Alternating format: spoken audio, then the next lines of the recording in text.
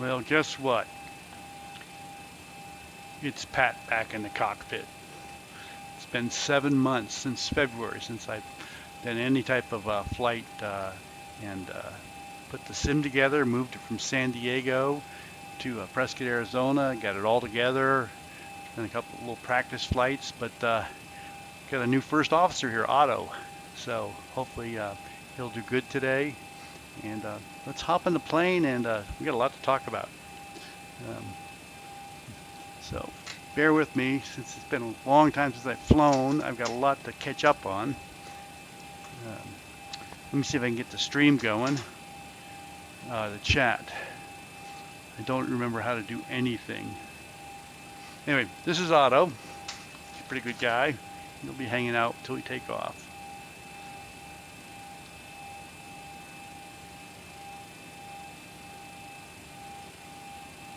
I have no idea what I'm doing here.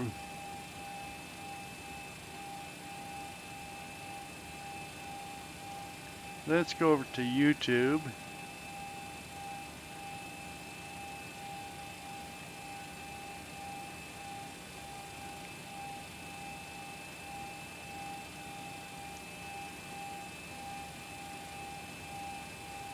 Let's go over to YouTube.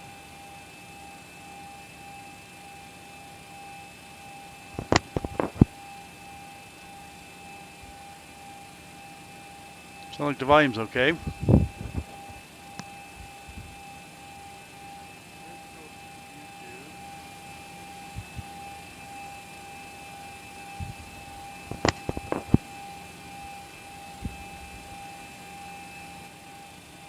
Well, I am back. Let me see if I can pop this out. This is going to take a little bit of time, guys, so bear with me. He's back.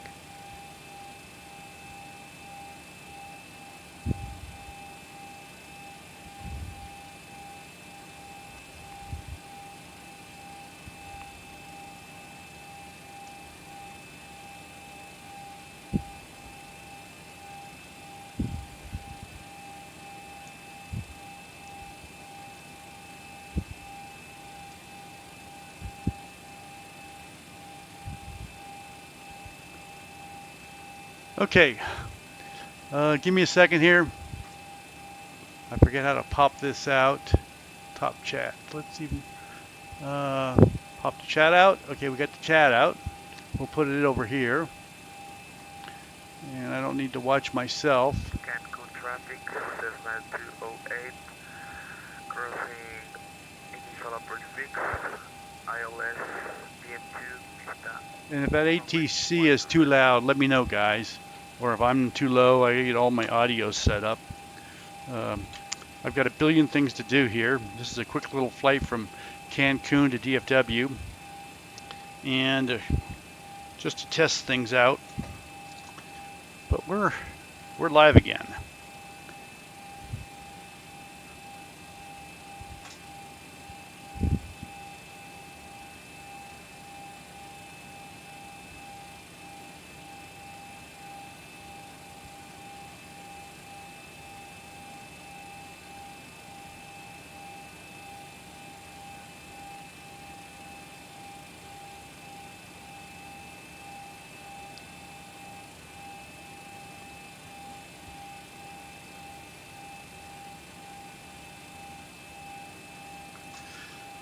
I don't even know where to start. This is Otto. Hey Jim, how you doing? That's Otto.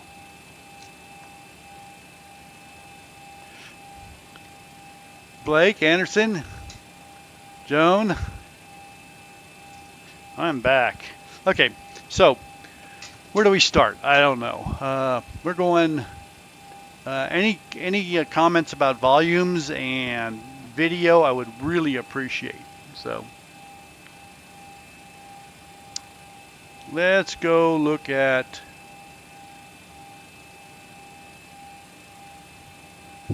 VATSIM. So we've already got some things done. The IRSs are started, so I guess we should just go right to the checklist. Load sheet. So now we're still using SimBrief, And our buddy in New Zealand, Duncan, Air New Zealand 361, has now made my little sheet what I need. Thanks, Jim. My little sheet out of my printer for all the information I need. Plus I have the performance data, so we've been working on that. That looks really good. Stuff I need to put in the FMC. That's looking really good. We fired up the sim, we got power. So we got the load sheet. Battery power is good. We're on ground. Alternate flaps are off and guarded. Fuel pumps are off. Wipers are in park. Hydraulics are, electrics are off. And we're gonna, landing gear is down 3 in green. Weather radar is in test. Fire warning. 2 yellow and clear. And clear the red and overheat. Fire alarm is good. We're on ground power and we got power. Bleeds, APU is on. Left and rights are in auto. Packs, isolation valves in auto. Electrical panel, galley is on. IRSs are aligned. Emergency lights are armed. Air conditioning panel as required and trim is on. CDU present position is entered. And you can see right back here, that's my captain's FMC. Robert Harrison, hello. Thank you very much on the sound. I appreciate it. My captain's CDU is right here. So we're on the newest ARAC today from FlightAware. Position is MMUN, and we're at gate 32. And so the first thing we're going to do is going to go into index, nav data, flight plans, and we're going to grab our flight on page 2. It's right here. So when we do SimBrief, it downloads it right into a XML file into our flight plans and X-plane. We're running the latest X-plane 12.1.2 release 4, and the ZiboMod is version, was it 402.39. We're going to stay with 39 for a while. So we're going to grab this flight plan. It's Mike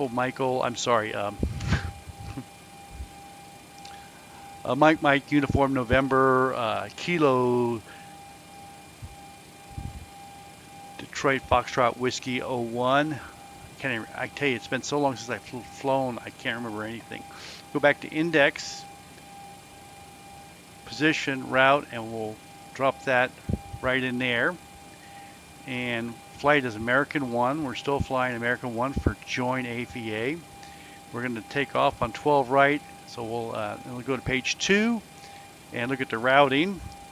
So our routing today is going to be the NOSU 1 Alpha to Uniform Tango 27, OMVIP, UT 45,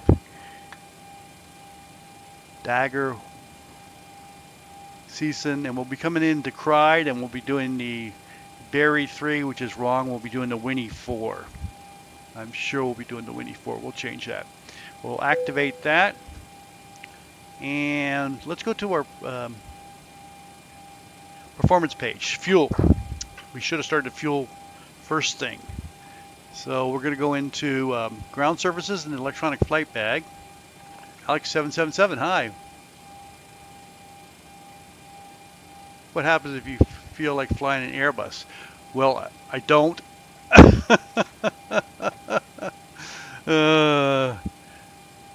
Let's go into fuel, weight and balances, payload. So the first thing we're going to do is look at our little sheet here for fuel, and our block fuel today is 21,057. So we're going to put that in.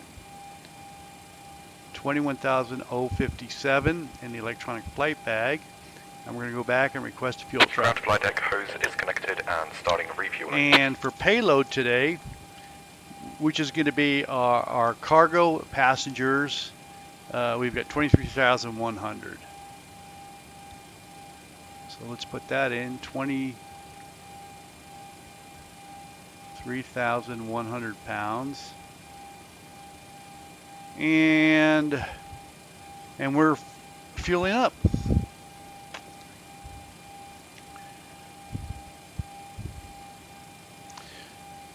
Our ZFW today is going to be from the sheet 118.1. 118.1.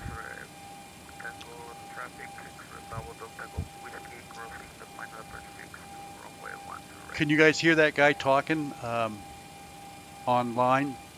He's flying on VATSIM pilot landing. Reserves is 2.2. Cost index is, we're going to use 100 because we're going to use lots of fuel. We're supposed to use 38, but we're going to use flight levels 360 today. Cruise winds are going to be top of climb cruise winds 218 at 14.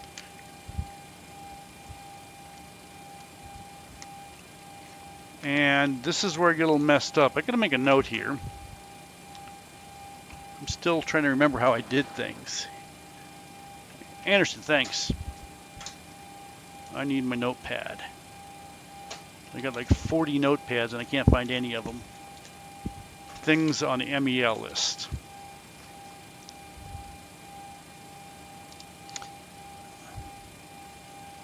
So on performance initialization, TC, OAT, I know what the temperature is. It's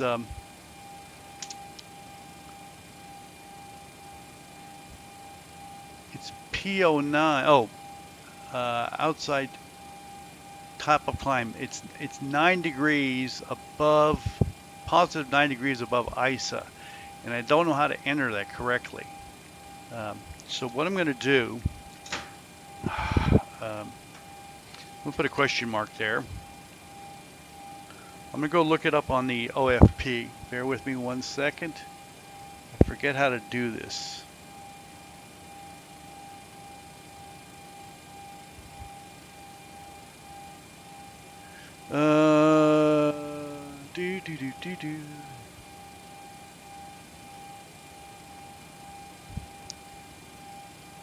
Oh, something else I have to do. I have to start ACARS.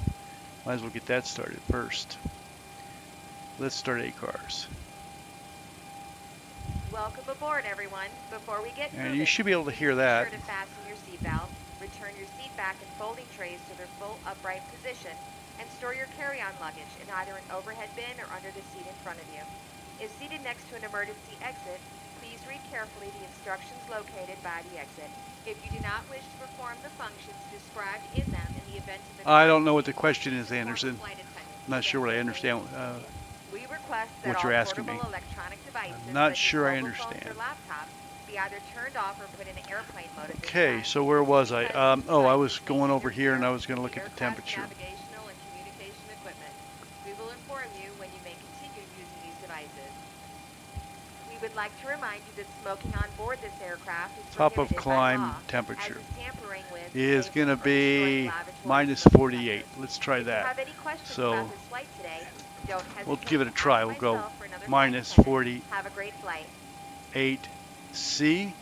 and enter it right there. Okay, and we'll go to page 2. Looks good. Go back to page 1. Everything's entered on the performance. Hit enter. Go to M1 limits. So on our performance calculation, we have our weights, our flaps, our thrust, our bleeds, all our inputs, and so our outputs tell us we're going to use flaps 5, thrust as takeoff TO. We've got that right there. We're going to use assumed temperature of 54 degrees to give us a reduced thrust. Okay, that's good. Put that in. Let's go to the takeoff page. I'm going to do flaps 5, center of gravity. Stand by. I got to go look that up. I got to make a note of that.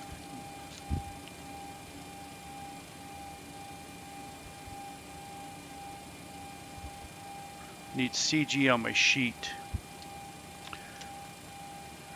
25.2. and that gives us a trim of 4.5.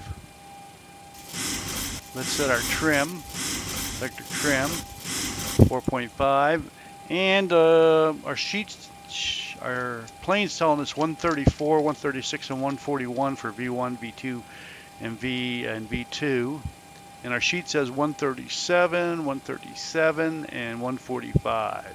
So we'll just take the higher.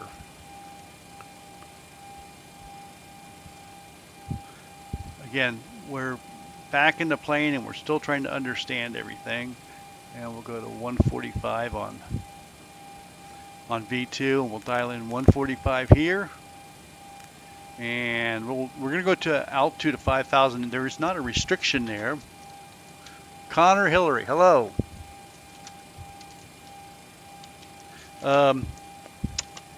Not a restriction, but we're doing a test for Duncan for some scripts that he's doing for us.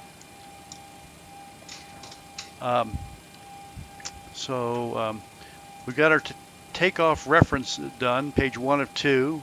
Page 2, runway winds. Let's go get, let's request winds. Go index. Let me go to menu, D-Link, AOC, request, weather, MMUN. Let's put that in there and send it and see if we get some weather back on the, here it is, message. So at on the 31st at 1948 Zulu, winds were 070 at 7. Visibility was 7 statute miles. Winds are, I'm sorry, skies a few at 1500. Broken at 10,000. Ground flight deck, fuel is all loaded up and you are good to go. Broken at 10,000, overcast at 25,000. Temperature is 28, dew point 24, altimeter is 2991. So let's put in 2991 and put it in our standby gauge right there. And it's hazy out. Runway 12 right, and it's hazy.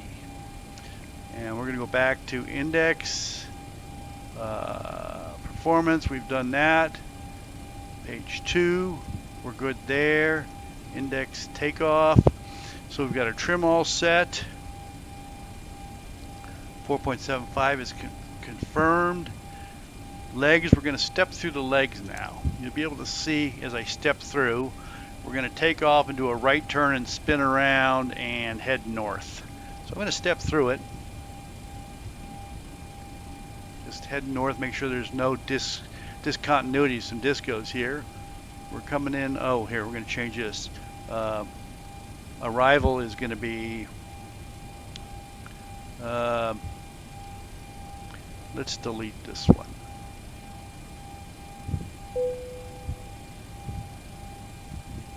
So we're going to go to arrival,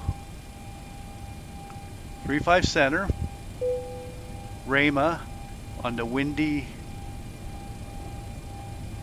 4 at Cried, and execute. Usually when I change my arrivals and approaches, I go in and delete them first so I don't overwrite something incorrectly. So now let's step through it. And we're going to get our sheets up here on Navigraph. We've already imported on Navigraph sheets on our Microsoft Surface Pro over here on the left. We've imported from SimBrief and it threw all the charts up. And we're going to go here and go approaches available. And we're going to do the 3-5 center.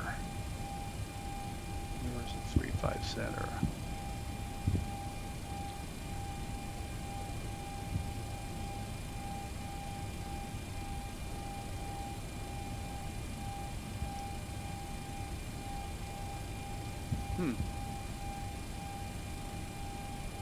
There's nothing on 3-5 center.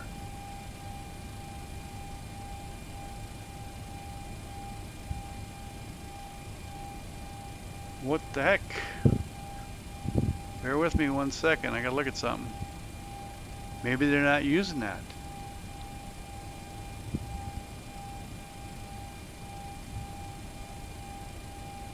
Add to route.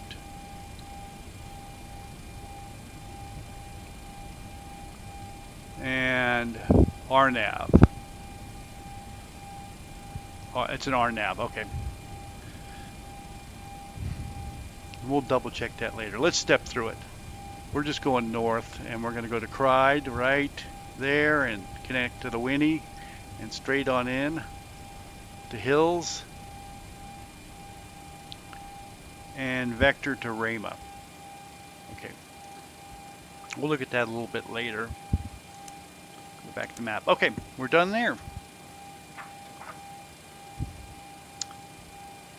Back to the checklist. Air conditioning CDUs flaps up and confirmed. I'm gonna get some more pressure in here. At ground now. Parking brake is set. So what I'm gonna do is confirm that there's pressure. Put the parking brake on. Shut those off. Exterior lights is needed. So all we need is steady. Position and strobe. I don't know why those are all on. They shouldn't have been. Okay. Let's do checklist overhead. Leading edge devices. Intercom is off. Reverser thrust lights are off. EE switches are on. Crew oxygen is sufficient. Passenger oxygen is closed and normal. Flight recorder test is on. Mach speed is done. Stall warning. And that's good. Landing gear position 3 green. PSEU is off. Check the flow. Flow is good. Light test. And we're going to look at the light test. So the aft overhead looks good. Forward overhead looks good. Glare shield looks good. MIP and fire control panel and pedestal all looks good. Now we're going to the forward overhead. Flight control panel. Everything is closed and guarded on the standbys. Yaw damper is on. Lights off. Navigation panel is normal on everything. Display panels. Fuel cross feed test. Passed. Electrical panel check. Looks good. On ground power, emergency lights are armed and guarded.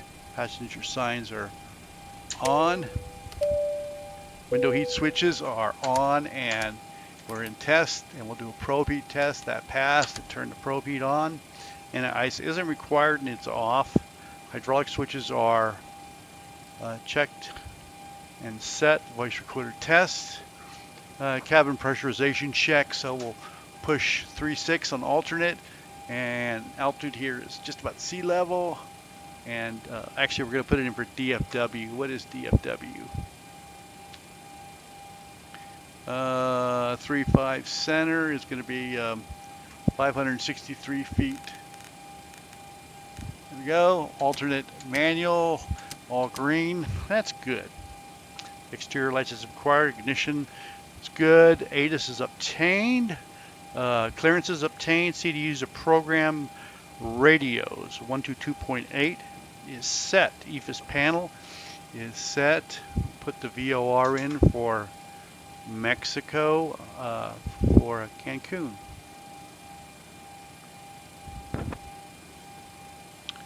And departure.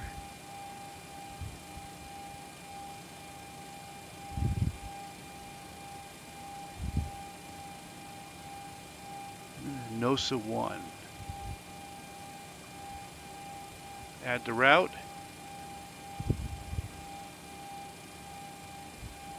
I'm trying to get a chart up here.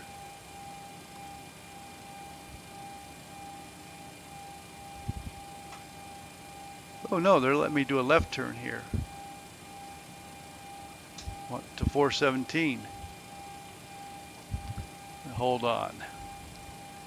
Departure. It has the Coon, but we're supposed to be doing the NOSA. So let me delete this one. And we'll do the NOSA 1.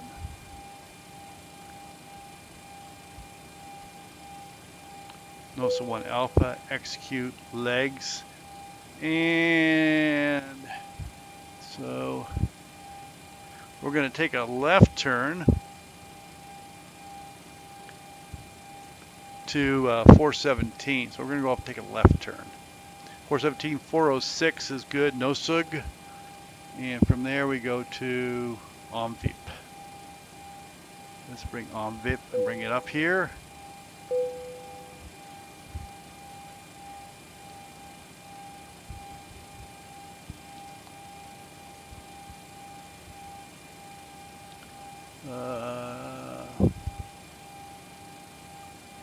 What the heck's wrong here? Bear with me, guys. I'm all twisted around. Maps. So we go no sig.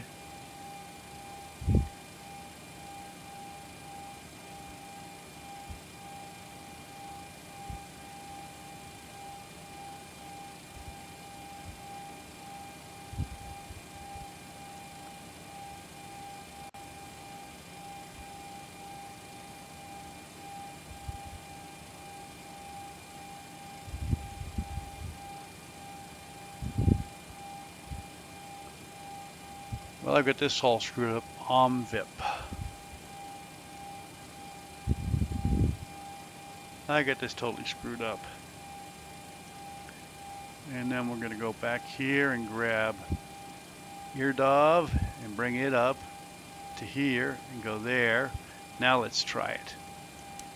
Okay, we're going to go back to page 1. Take off, go left, step it up. OMVIP, eardove, dagger. Okay, we're all good there. Hirohito, hi! Buddy Chris. I'm doing great, man.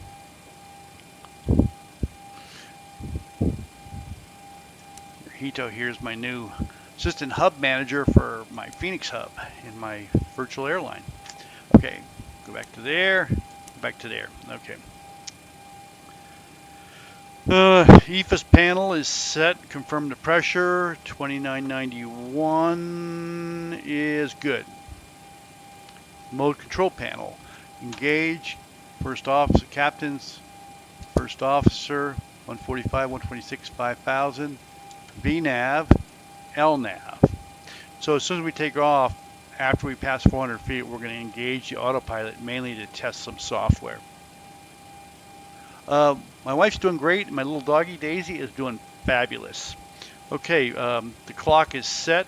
2023. Nose wheel steering is normal and guarded.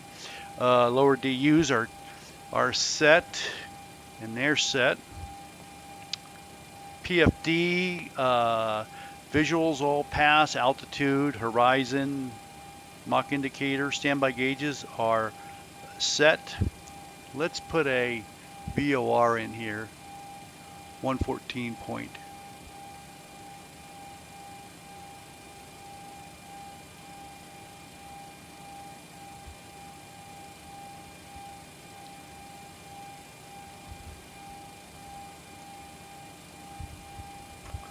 On 13.6.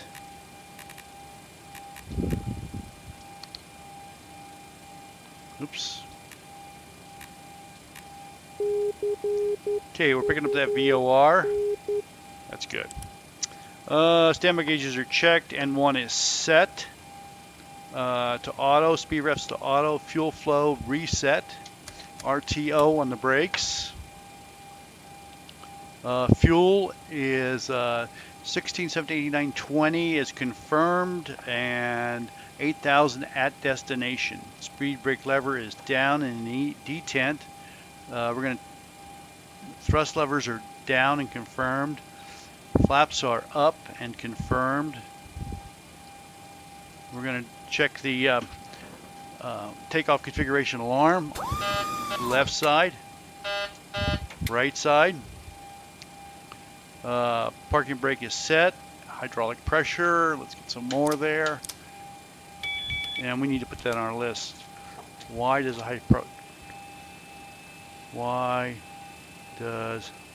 hydraulic pressure bleed off? It's bleeding off too soon. It's always done that. Hey, Jim, give me a yell back later. Sorry, here he does, Philadelphia. I'm sorry, I thought Phoenix. I knew it started with a P. It had an H in it. Well, fuel cutoff levers are in cutoff. Stab trim test, so our trim is working. And we'll do a stab trim cutoff test. And that keeps you from dying. Set it back to 4.5 if you get a runaway trim. Fire bottle squibs. And tests good on left and right. Clear that. And we're going to do a cargo test. And we get a red light and clear that. And we're going to do a transponder. Let's see what they told us to put in for a squawk code. They told us to put in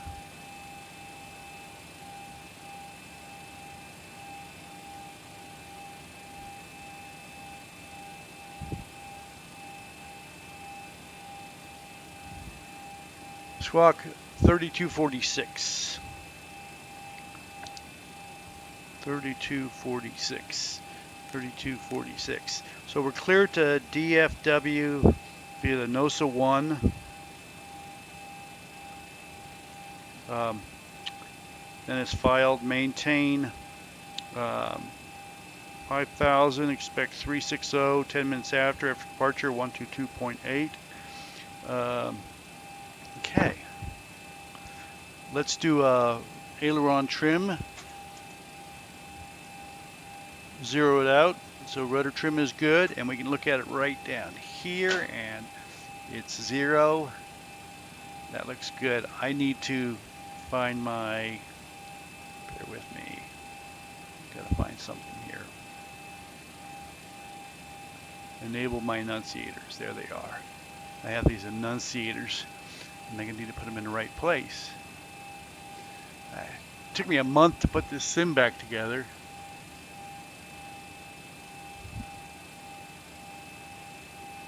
I have the Zibo, but in real life I don't have the rudder pedals, so I can't steer on the ground. I'm going to get a pair. Yeah, need a pair of rudder pedals with toe brakes. Make sure you get differential toe brakes. I recommend the MFG crosswinds, personally. That's what I would get if you want to get a good pair that's a reasonable price. Okay, so we're going to do stabilizer override is closed, and we're going to do G ground proximity warning test. Flight slow. Pull Okay, up. let's check our fuel. Wind shear. That's Wind our shear. performance. Wind ZFW shear. is confirmed at 118 off the Terrain. sheet. Pull up. Obstacle. So let's Obstacle. confirm Pull 118. up. And we're going to confirm the N1s are set for 145. And let's go to progress to takeoff page, index, and takeoff page 137, 137, 145. That's good. Stab trim is confirmed, 4.5 units. Fuel pumps as required. Let's get that APU going.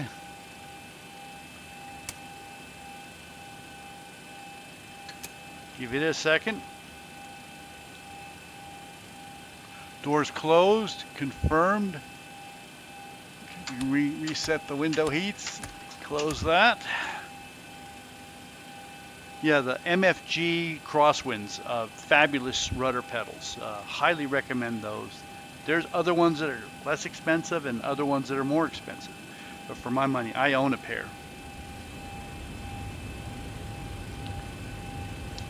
Okay, we're all set there. I'm gonna need a first officer here, and he's done goofing around, so I'm gonna turn him around so he can do his job. There we go.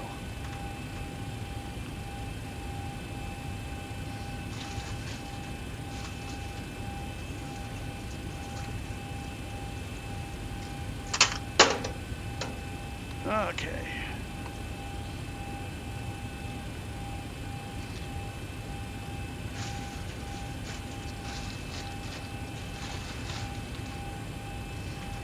He's all set. APU is online, and we're going to switch to it, and we're going to disconnect from ground power.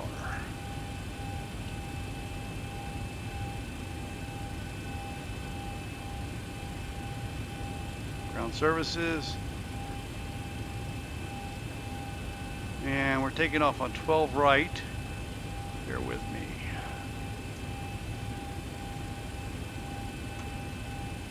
Look at some weather up there.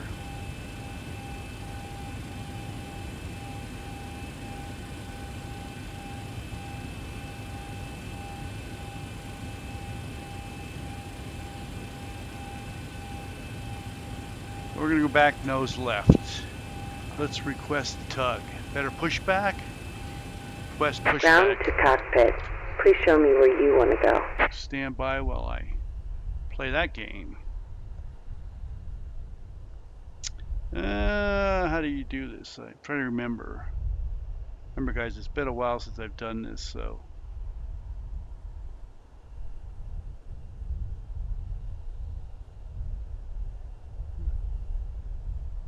Ground to cockpit. Tow is driving up. There we go. Hey, Scott, how you doing? Mick? My buddy Scott here is down in Gulfport, Mississippi, and he's getting him a full sim like this from Flight Sim Center. That's who my throttle is from, Flight Sim Center. He's getting a full 737 sim. It's actually in Italy right now, so Scott's going to be the man here. Yeah, you like my buddy here? Okay. Bear with me. Brakes are set. Ground power should be off. Okay, it's off. Doors are shut. Okay, all doors and hatches are closed. Ready to connect. APU's online. Pushback time is noted at 2035 Zulu. ATC is not online. Bleed air. We can set the packs to off. Research to on. Bleeds to on.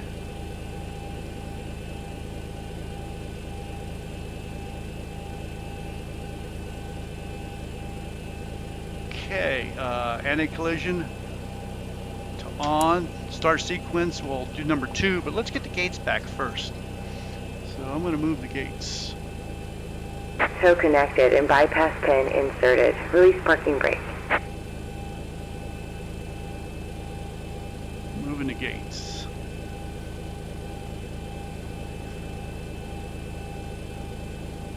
Yeah, I know. I got it, Scott. Okay, guys.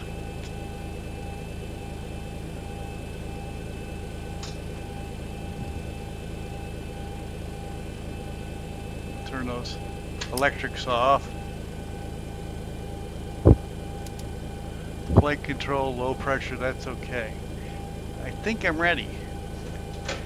Let me call.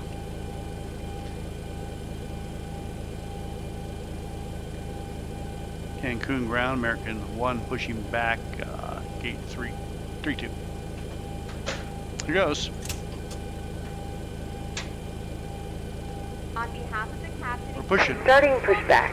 And Pressure you may looks start good. engines. Let's start number return your seat back to trays to 2. your full upright position. Oh, Also, pumps. please turn off all electronic devices. Thank you.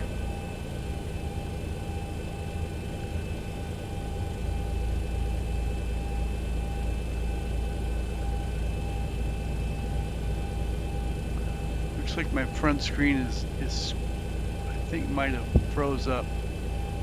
Might have to turn that off. Okay, idle cutoff on, and we should get fuel flow check and EGT on number 2. Yeah, it looks like my my front screen is froze up again.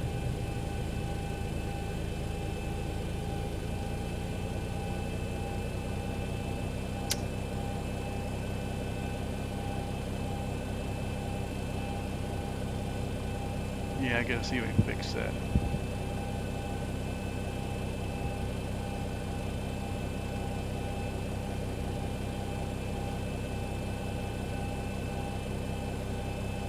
Front screen isn't working. Damn it. Let's start number 1. I'm going to go up forward and fix that. I'll be right back.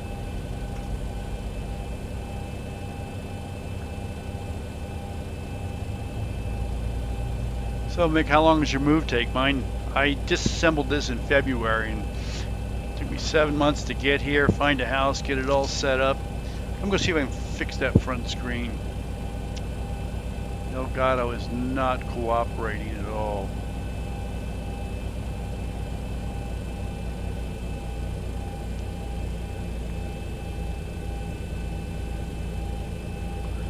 Okay, idle cutoff on number 1.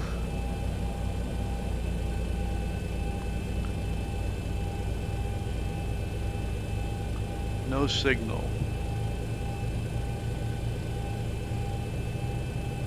Photos in charge, yes. Operation complete. Go ahead and set the parking brake.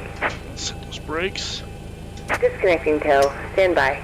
Oh, we lost our front screen now.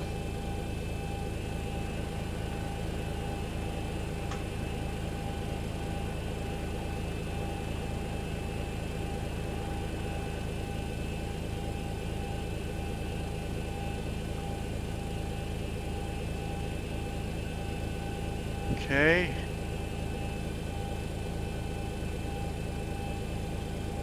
Let's see if I can get this to come back.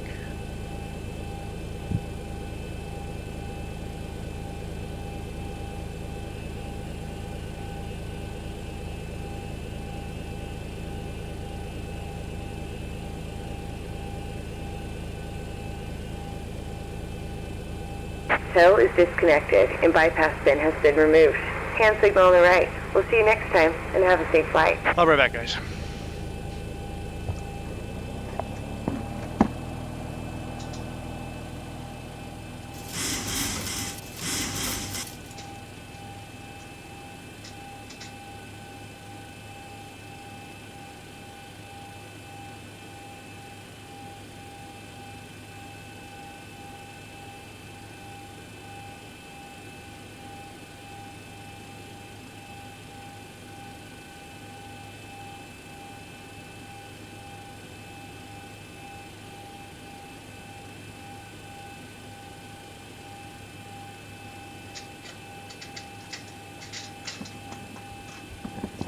Okay, I don't know, that front screen capture card thing is driving me cuckoo. I gotta figure that out by Saturday. So I don't know if you guys know, I'm doing World Flight. Starts Saturday for the 4th or 5th year. Let me see if this screen is up and running.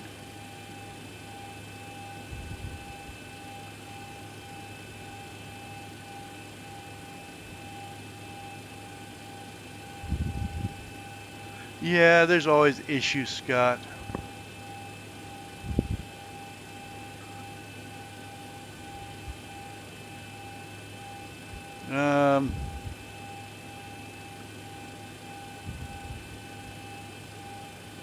There we go. We got it. Front screen's up and running. At least for a while. Okay, ATC is still not on. Let's go back to our checklist. Before taxi, fuel cutoff levers are up, generators are online, and confirmed. We're good there. Probe heats are good. Anti-ice isn't required. Hydraulics are all on, and pressure is good. Bleed air is PAX to auto, isolation to auto. APU off, engines on, exterior lights as needed. Position is steady. Logo light on. No, we don't need that. Okay. So we'll go taxi light. Oops. Turn the APU off. Master caution is clear. Flap set for takeoff. And they're coming up. Transponder is on TA auto, weather radar is on, and we'll put the terrain over here. Flight controls, do pitch and roll And rudders, all looks good.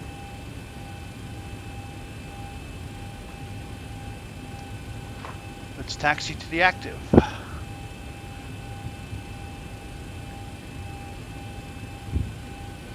Yeah, Scott, I've got a couple capture cards. I've got a capture card for this lower one down here. It's built into the computer. It's a Elgato 4K capture card, and then for that top screen up there, I'm using a what is it, a 60 or something, Elgato 60 card, and it's giving me heartache. So this is a new format for me with the way I'm doing it. I used to put it behind the seats. Now they're over here on the left. Give me your input, what you think.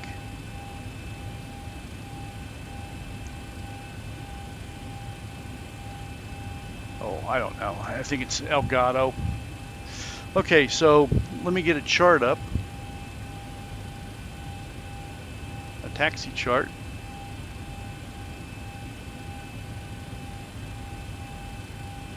Right there. Bravo 6 Charlie. Cancun Ground American 1 taxi now 12 right. Bravo 6 Charlie. Here we go. Brakes off. Little throttle. Thanks, Hirohito.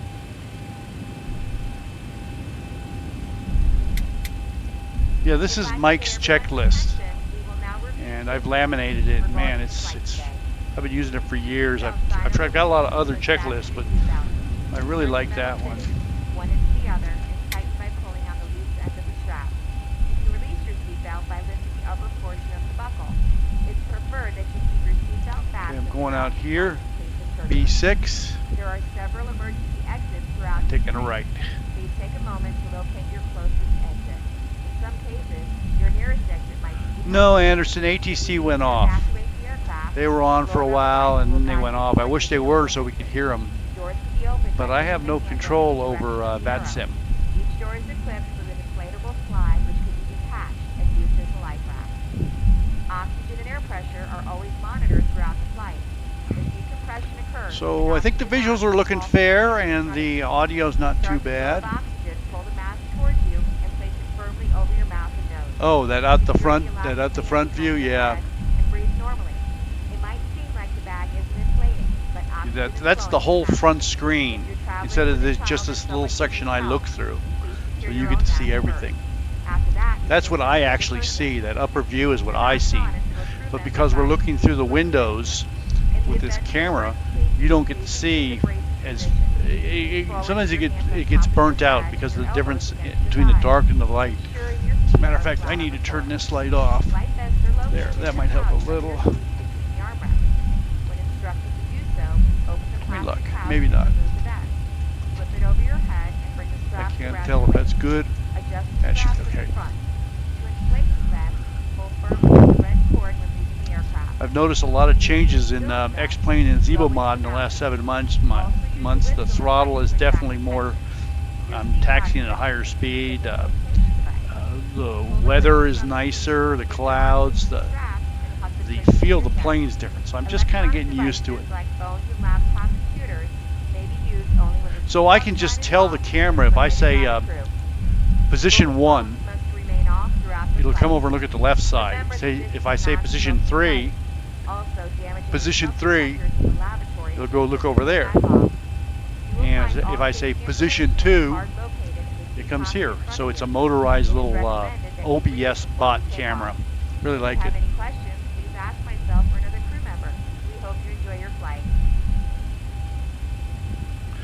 Yeah, Scott's getting a full sim. He's getting electromechanical connected yokes.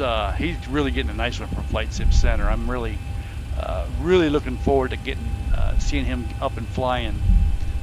Really wish he was here for World Flight from Duncan and I, which starts on Saturday.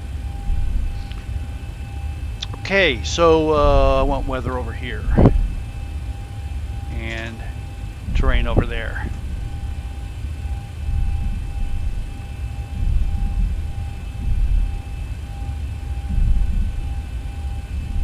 And we usually manually fly that, but we're going to do a software test for Duncan. We're going to put it to 5,000 and see if it holds at 5,000. So as soon as we take off and get wheels up, we'll click on the autopilot as a test.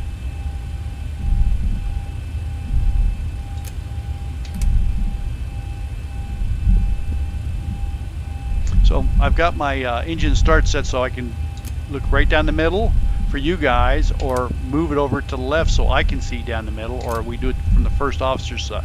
So I've got it all set up because the screens are flat, but it doesn't look too bad.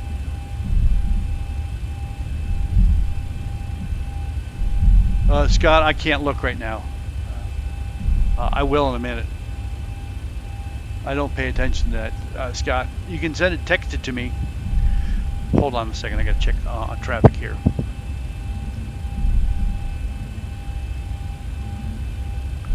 Stop right here.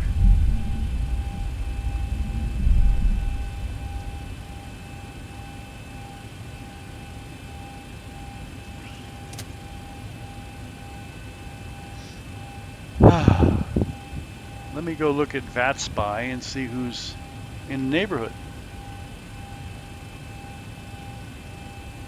Looks like I'm the only one around. Okay. So I'm going to announce Cancun traffic, America 1 lining up runway 12 right. Okay, lights, camera, action. Lights, camera, action, auto throttle, TARA, and attendant notified. Trim is set. Takeoff reference 145, and we'll set the heading when we get out here on the runway.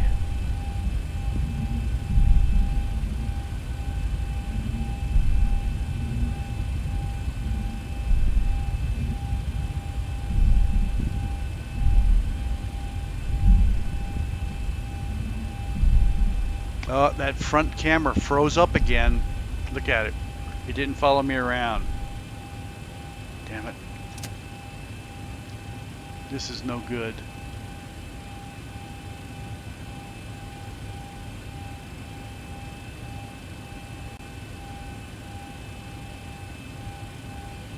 Well, guys, I hate to say this, but I think I'm going to deactivate that front camera until I figure out the problem.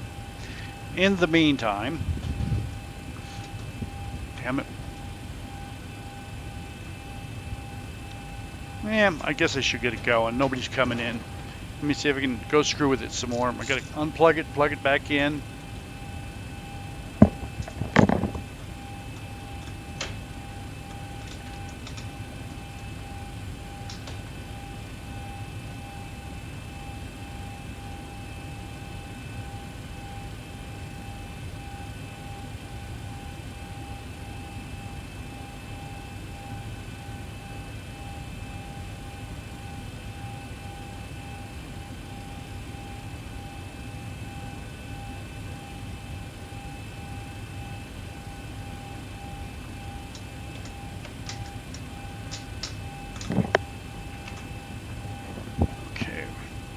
I'm not going to screw with it anymore if I can't get it to work this time.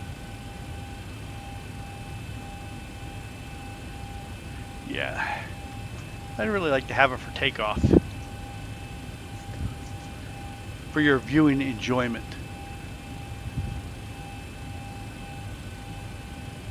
Okay, it's back. Legs page.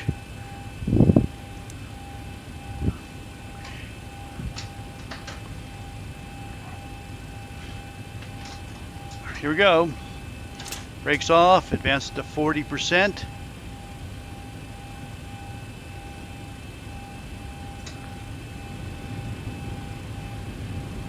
All good there.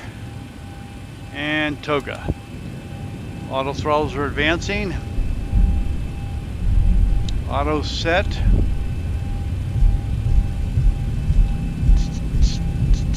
Tape's alive, a little pressure on the yoke. Keep the nose down.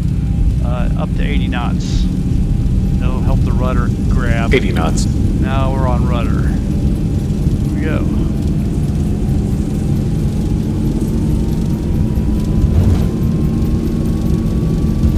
To 100.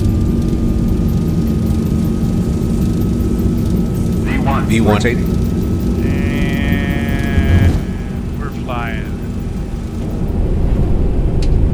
Positive rating. Confirm, gear up.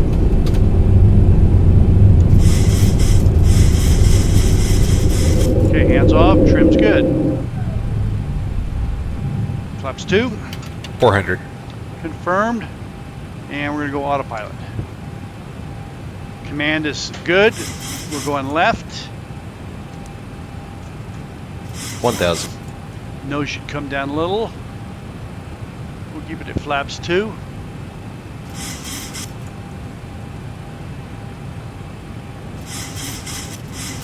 What's the question? Yeah, I don't. Flaps 1.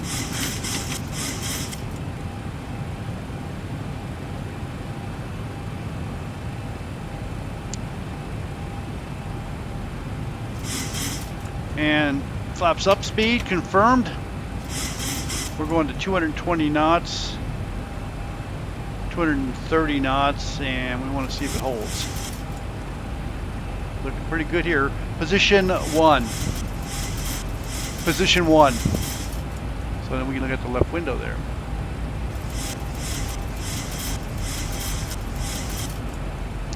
Coming through 3,000.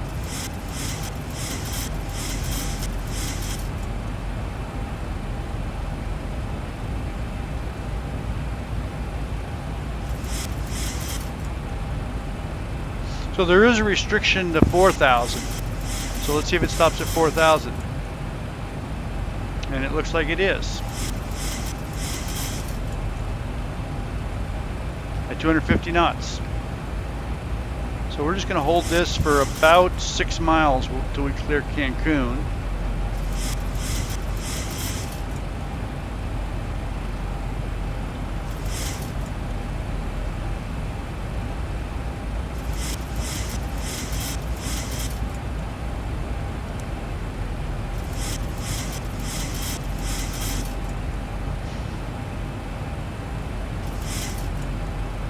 It's got another 5 miles till we start to climb again. We'll just hang right here and we'll do some after takeoff checklist stuff.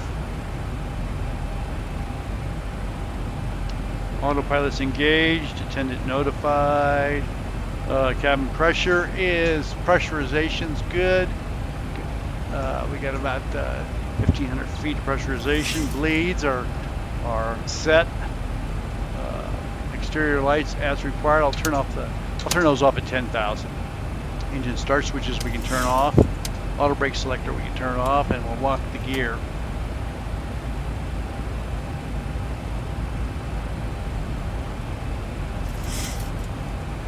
Electrical power looks good. Hydraulic pressure is good. Oil temp and pressure is good. Engine status, N1s look good. Temps look good. So we're about half mile and we should start climbing again. But it should stop at 5,000 because that we dialed in a restriction.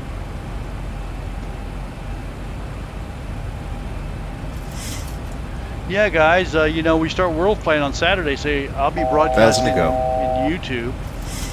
And it's a charity flight, so we will be asking for donations for our charity. It's a life flight helicopter in New Zealand. Everybody that's got a real sim that's an official member of World Flight, I think there's 13 teams. I get the list right here, I'll read them off. So it did go to 5,000. Duncan, it went to 5,020 feet and worked perfect. Yep, looks perfect, Duncan. So let's go ahead and set it to 10,000. See if it stops there. You go to altitude intervention. Shoot. And I'm going to hit altitude hold and see what happens. Just altitude hold. And let's see if it goes to altitude hold. It's coming down. And it looks like altitude hold is working perfect.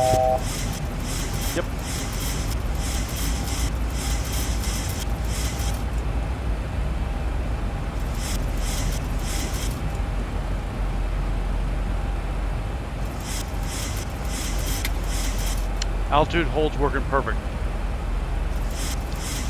We're accelerating a little bit too much, so let's take that off. Let's go back to VNav and start climbing again, and we'll just, we know it's all working. Set this to 36,000.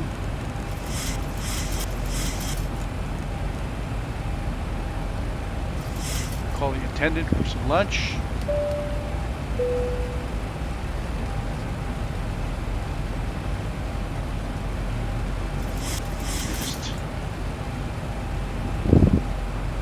Duncan is in New Zealand. No, I've already talked to him once today. We're already talking. Duncan is actually 3 hours behind me, time-wise, but tomorrow. So he's on Friday morning, 11 in the morning.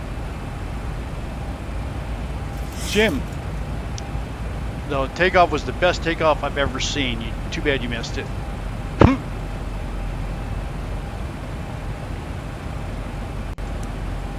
Jim here that just came in, he lives down in Chandler, Arizona, down outside of Phoenix, and he's got a full sim like mine, 737, and that we put in his house back in April of last year, and he came up and helped me put this together a couple of weeks ago with the screens. So through 10,000, I can turn the lights off, and I put that to auto. Okay, and hit the progress page.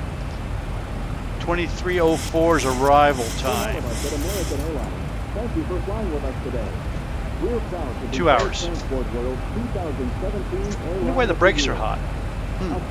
Very interesting. If you are not an Advantage member, you can sign up at aa.com/join. Yes, official teams require full sims. There are associate ones that aren't full sims.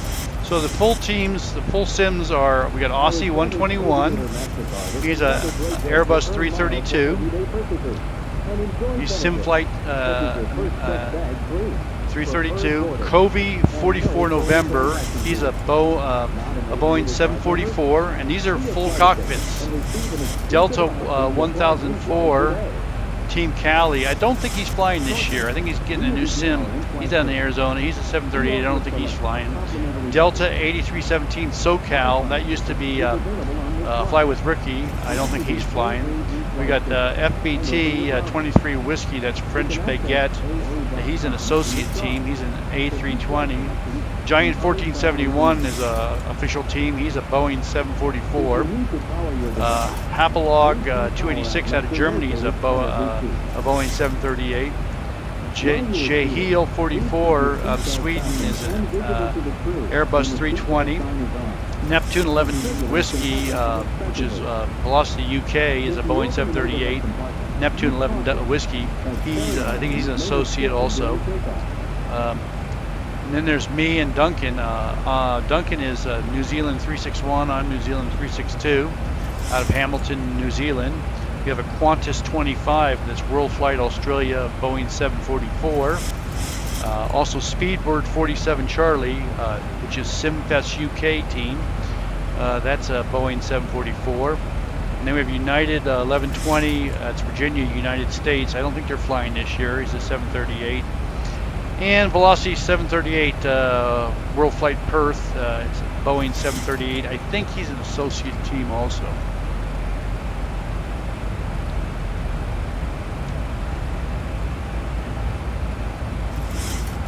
I think that front screen is still working. Yeah, there's a lot of unofficial teams, just people flying. But as far as so let me put the link up for World Flight. Hold on, I'll put it in here. In my team. Let's see.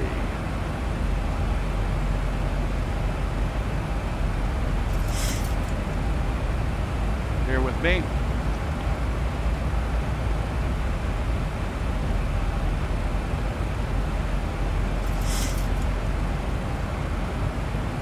Actually, they have a Discord channel. Bear with me.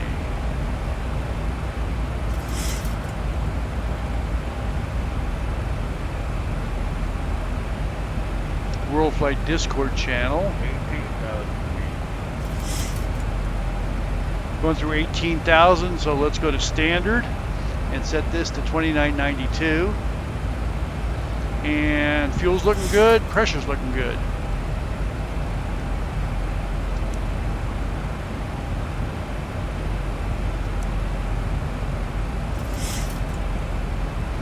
Let me get World Flight up here.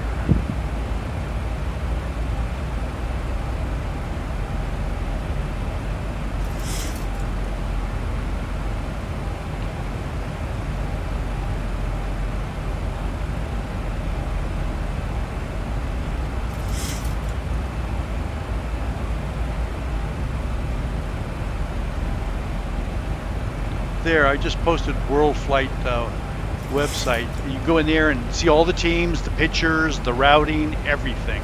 It's all right there. You can click on each team. You can click on Team New Zealand, Team Hamilton in New Zealand. You can see both of our sims, Duncan and mine.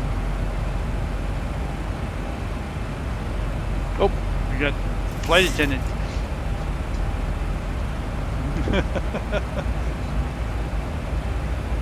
Thank you, sweetie. Oh, for the doggy. Something for the doggy. Come here.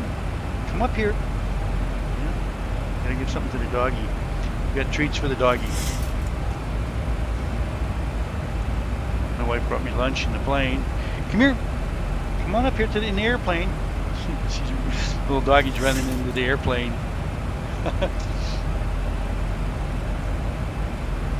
So, nothing better than getting lunch in the airplane. We've got a Harvati and turkey sandwich on toasted whole wheat. Yum.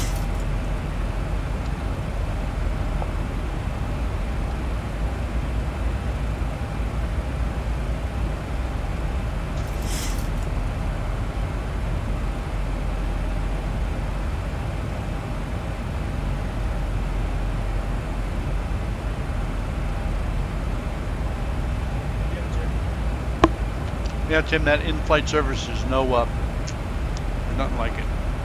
Auto. Let me move the camera. Position 2.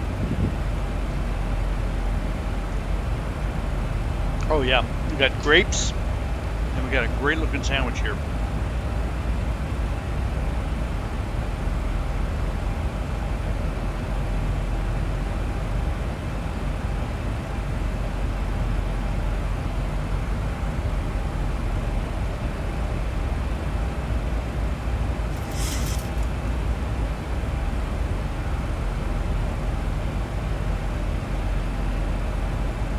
Yeah, Otto's eating light today. He's on a diet. He's a little chunky.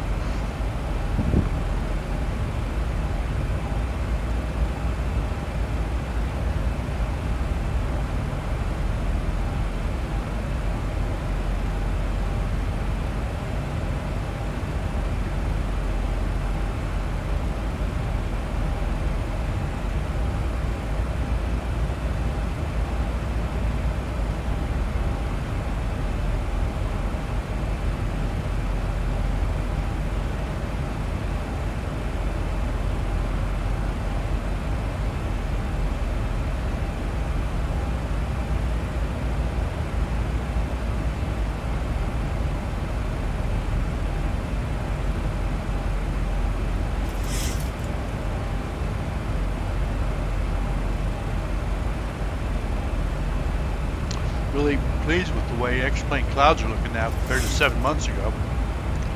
So we left San Diego.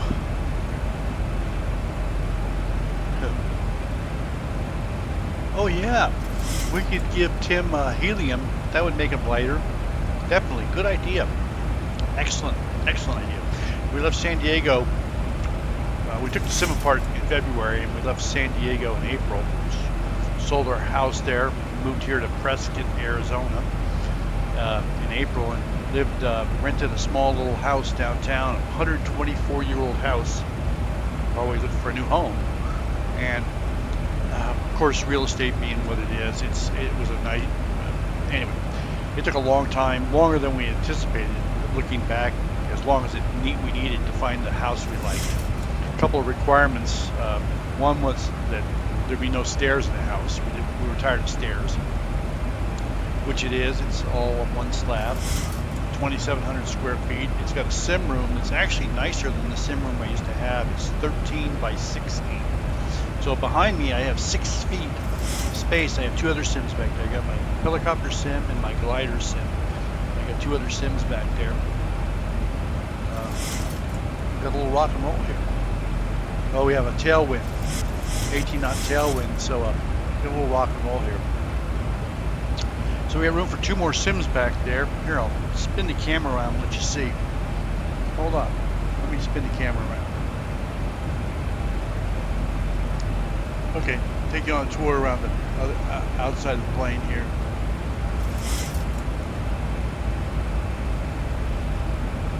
Camera doesn't go too far. So what we have is a really large closet over here with all the hardware. Lots of hardware here, boxes and boxes of hardware.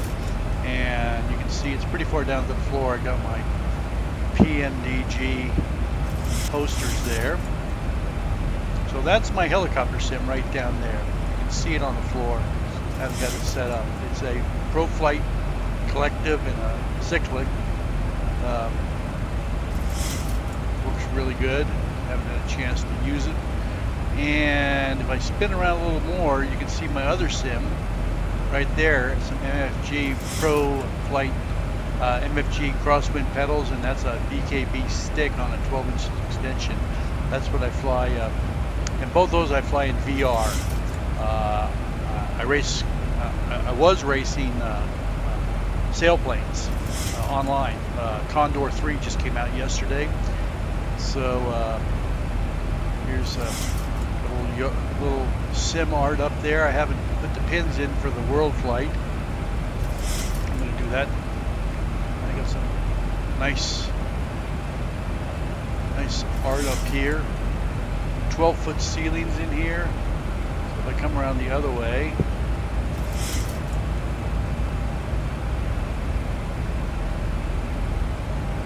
there's my server screen. You can't see it, but I'm looking out the window of my server screen. And that's the door to the head over there.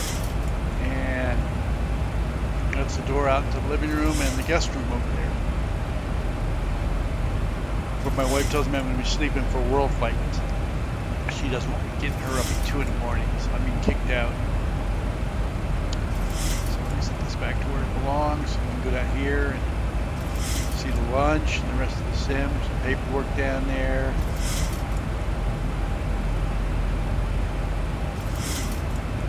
There's auto.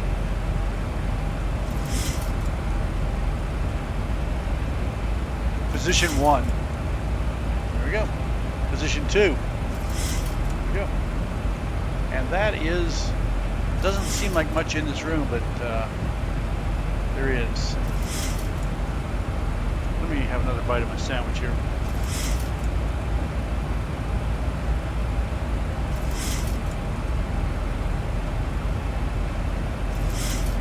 Oh, we're empty on center, and I did that all wrong, so I'll just turn them off. We should have hit the cross feed, the pumps, the cross feed, and shut the left off and left the right on. Wasn't paying attention.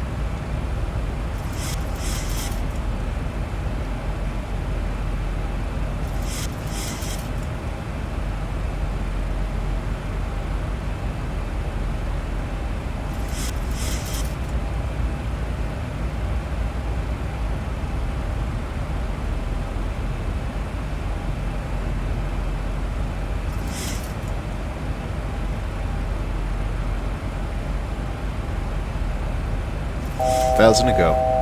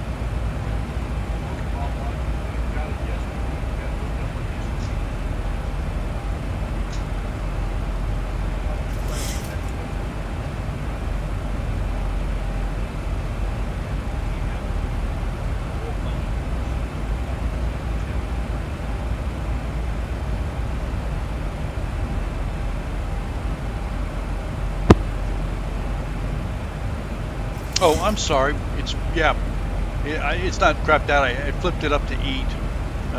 Sorry. Probably didn't hear anything I said in the last 15 minutes.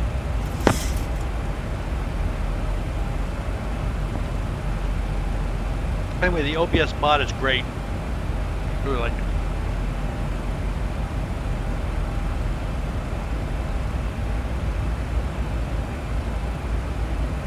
Wolf Gaming, thanks a lot. Appreciate it. I've moved things around a little bit. We've got auto here now.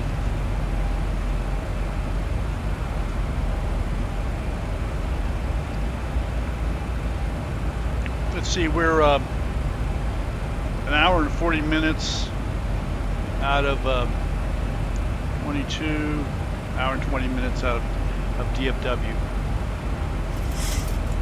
Then I have to leave. I'm going to tonight's Halloween here in Prescott, Arizona on South Mount Vernon. All the houses, which are all 120, 150-year-old houses, they all do serious trick-or-treating. So there's literally thousands and thousands of kids that'll be trick-or-treating tonight. So we're going to a friend's house to hand out candy.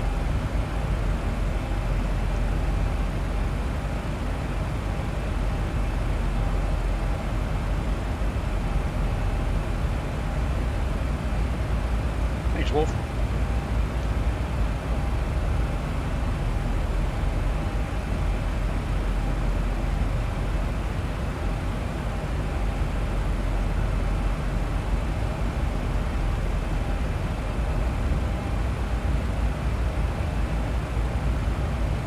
I thought my front screen up top, that screen up here, that's the out the front view on a capture card. It's been freezing up. It might be a USB problem. I haven't figured it out. Lots of issues still have to figure out, but their sim's ready for prime time.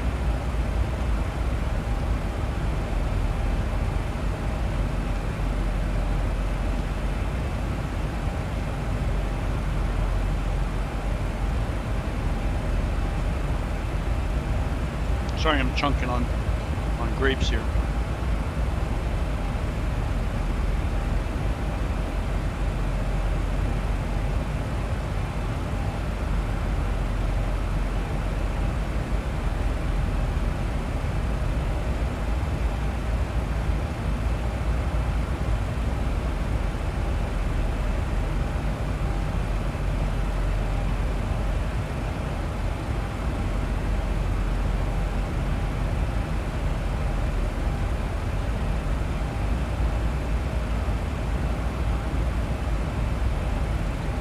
Yeah, did you post something here, Scott? If you did, I didn't see it.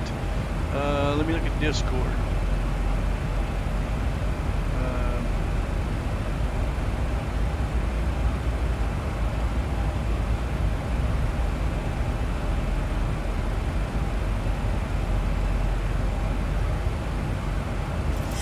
Bear with me 1 second here. I'm going through all my Discord channels. Discord channels.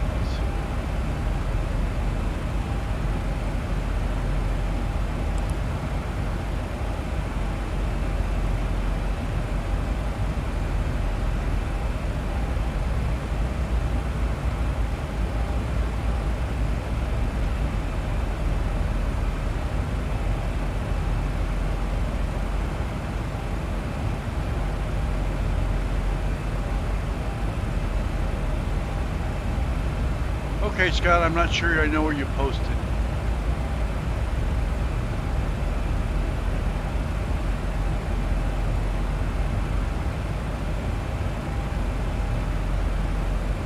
It's pretty good grapes.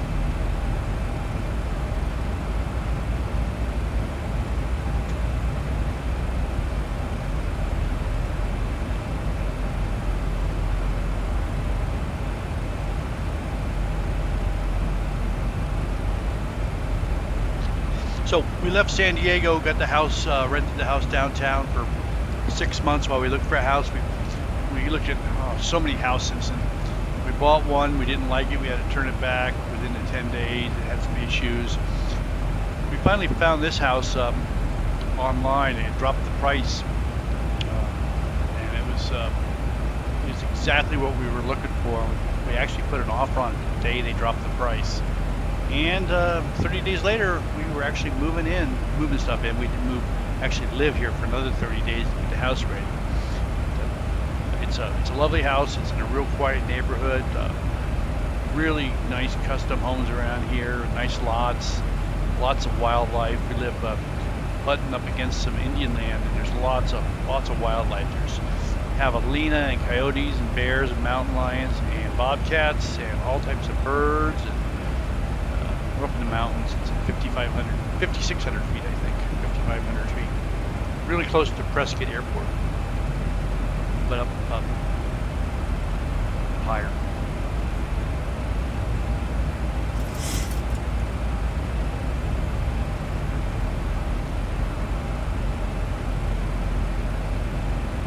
Okay, Scott, thanks.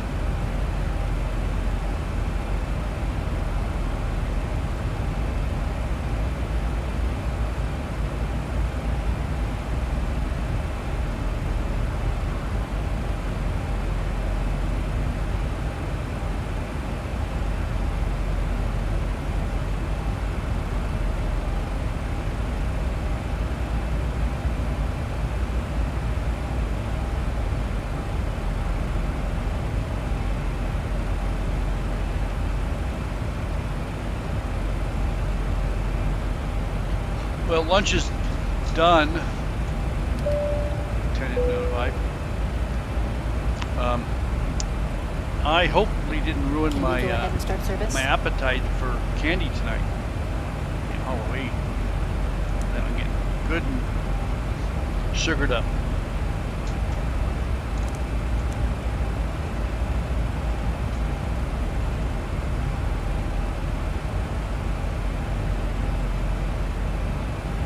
Yeah, Scott, I have no problem.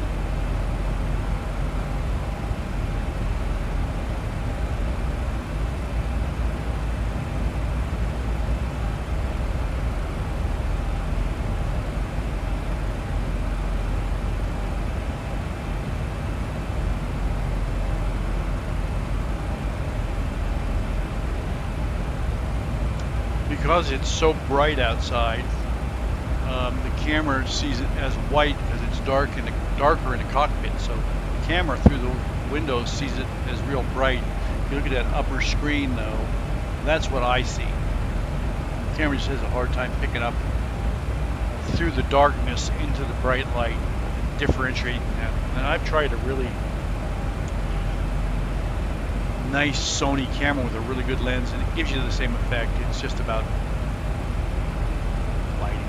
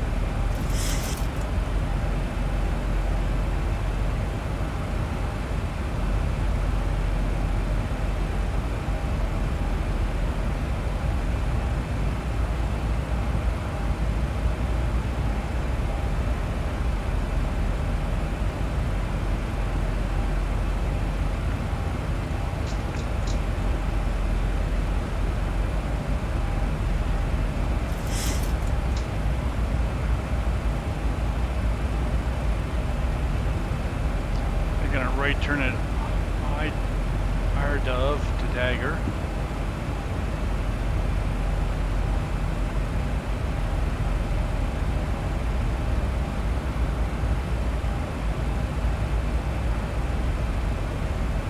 And I think that front screen is probably locked up again.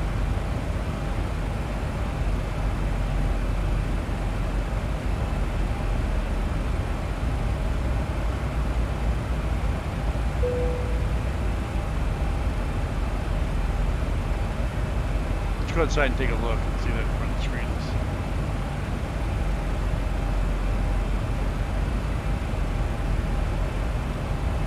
Oh no, it's working. Yeah, that front screen's still working.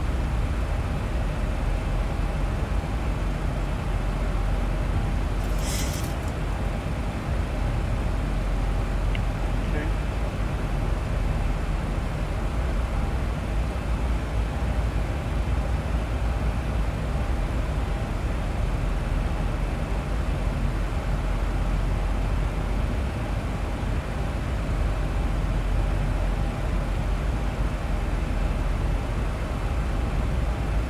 So when we found the house here, nice garage, 4-car garage, 2 wide, 2 deep.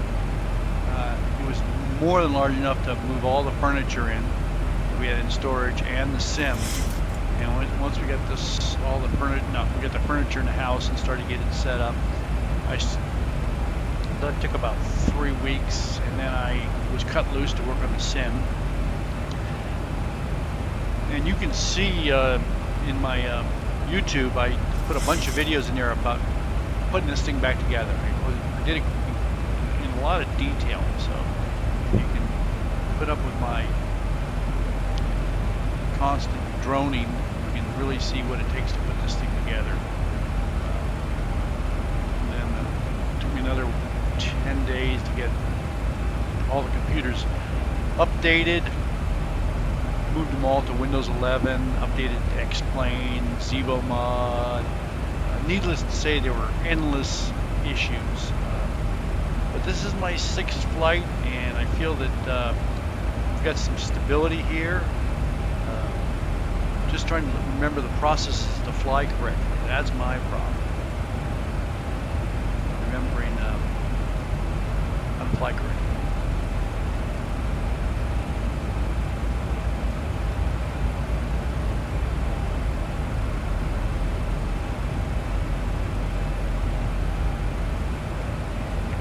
A lot of it has to do with performance.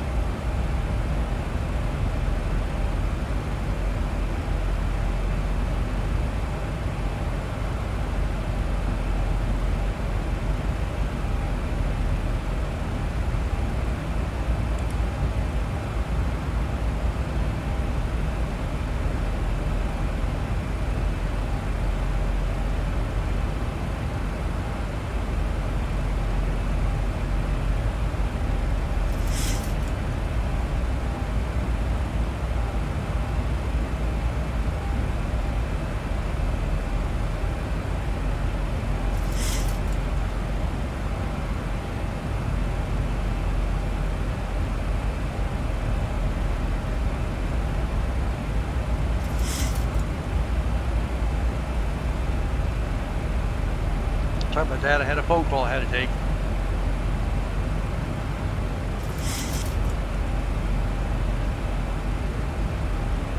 Where are we? We are gonna 80 miles to Dagger Legs.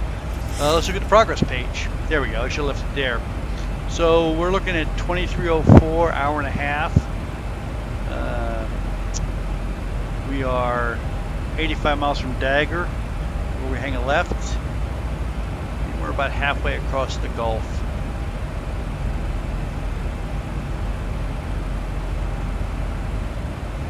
Hey Jim, when's the next time you're going to be up here?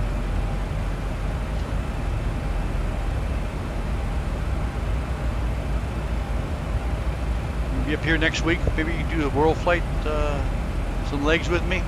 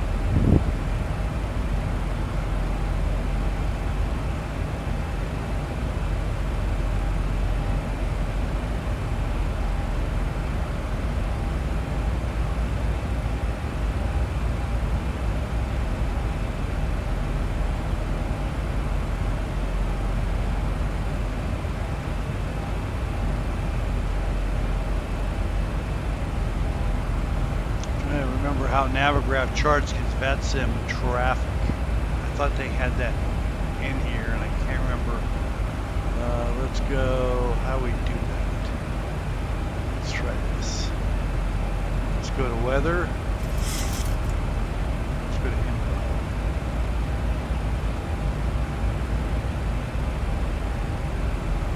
Try settings.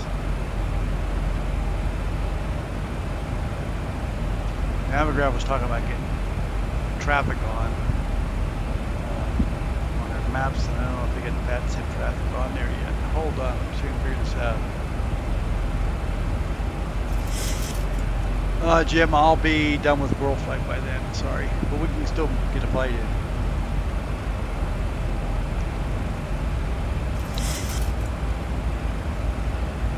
Don't remember how to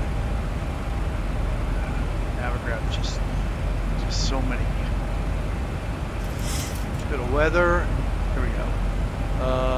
ATIS, and we can go to VATSIM ATIS. No VATSIM ATIS is available for DFW. Okay, that means there's nobody broadcasting. Let me look on VatSpy. Oh, I knew. They talked about it at Expo. They were going to make it so you'd see the different RTEX and VATSIM and traffic. Maybe they haven't started it. So let me look at VatSpy, and looks like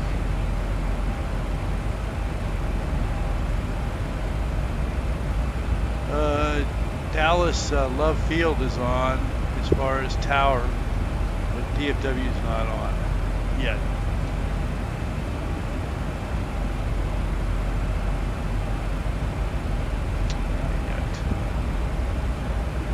Let's just look at the real weather in DFW. Arrival 35 center.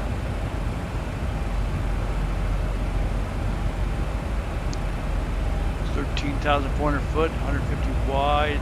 Slope is nothing. Elevation is 563. We already put that in. Winds are 010 at 9. 10 statute miles visibility, clear, 22 and 11 on temperature and dew point, altimeter 3005. So that was at 2053. I'm sure we'll update that. Visual approaches to 35 left, 35 center, 35 right, and 3531 right.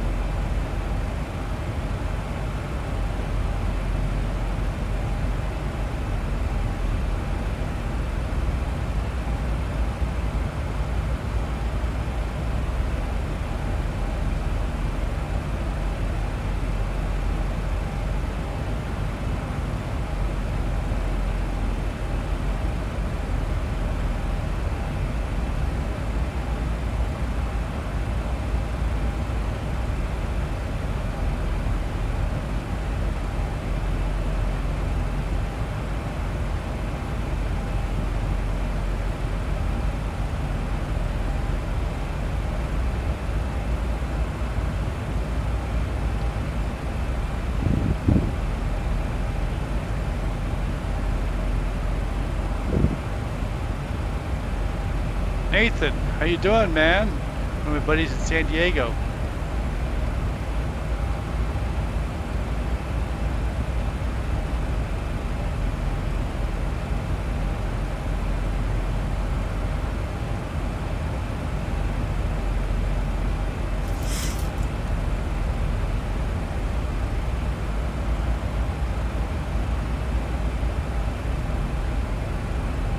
Tim, you got to move those zeros over at least 2. Move that decimal point 2 to the right. Yeah, I can help you then. For under 1,000, move that decimal point 2 to the right.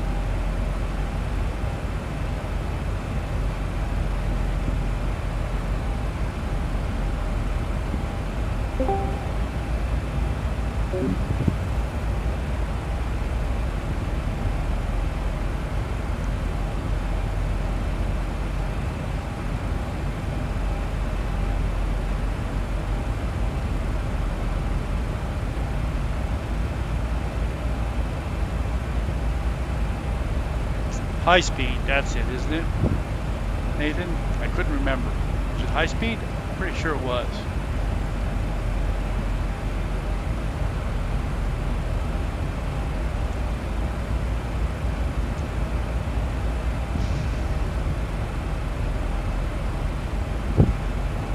Let's go into fixed page and put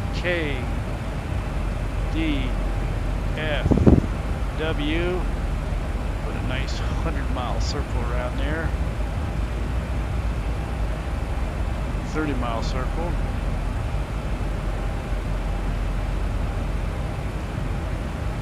How about a 200-mile circle? We're just goofing around.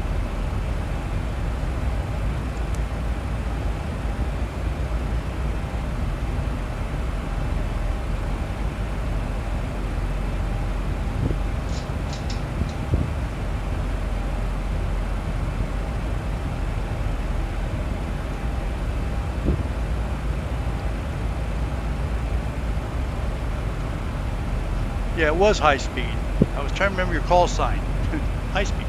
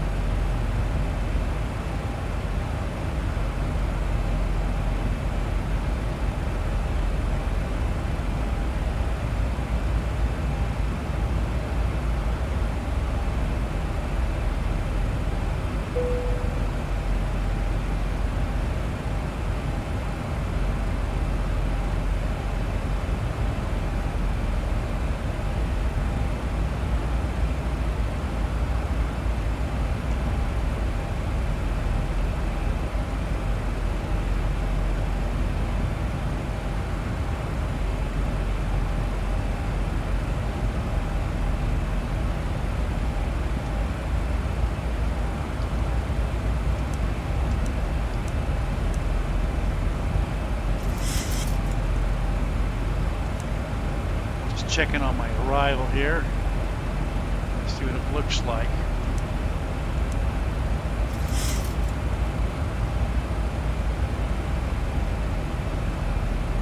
Hills. Terrain. Okay. I can do that.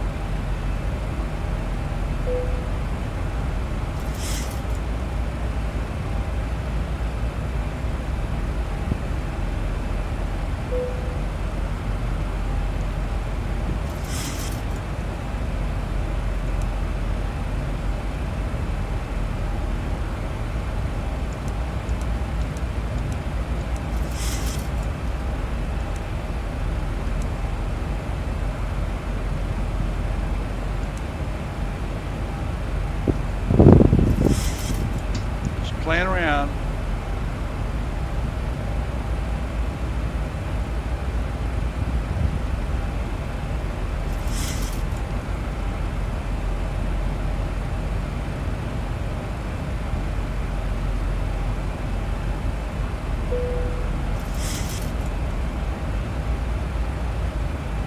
You know, I don't know, Scott. I'm not sure.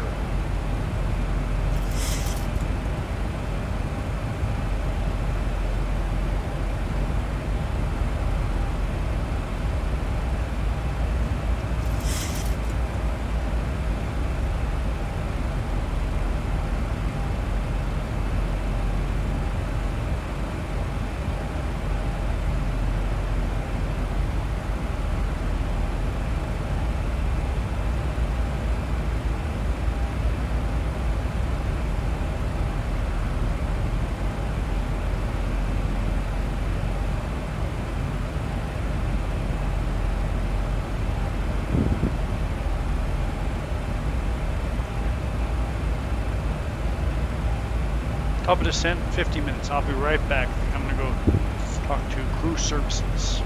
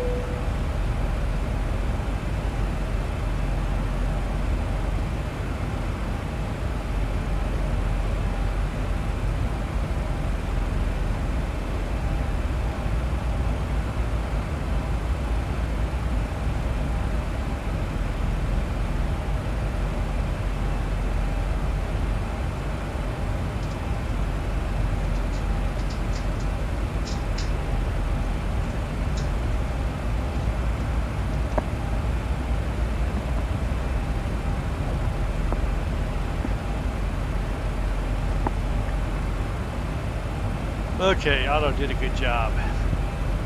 Look, got some weather coming up ahead.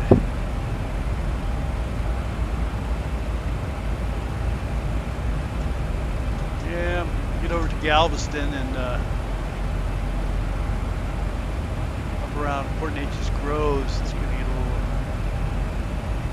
Port Arthur, Beaumont. A little north of that, up towards Alexandria, they get some nasty stuff. We should be good.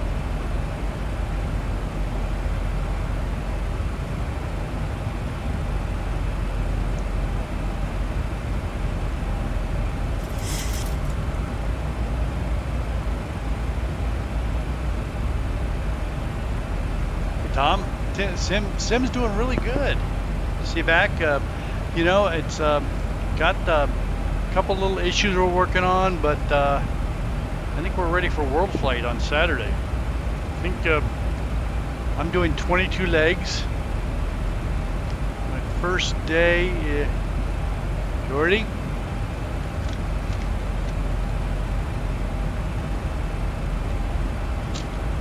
My first day, Sunday morning actually, flying Saturday. It starts Saturday, but my first official, I got 3 flights on Sunday. The first one starts at 1300 Zulu, 6 a.m. my time. So I have to be about an hour and a half before that to prep the plane. So I've got flights 5, 6, and 7 for world flight. Then on Monday, again, I start at 6 in the morning, wheels up.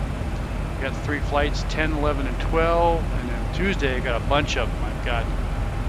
I've got flights 17, 18, 19, 20, 21. I got 5 flights on Tuesday, 4 flights on Wednesday, 3 flights on Thursday, and 3 flights on Friday. So about 12 to 14 hours a day.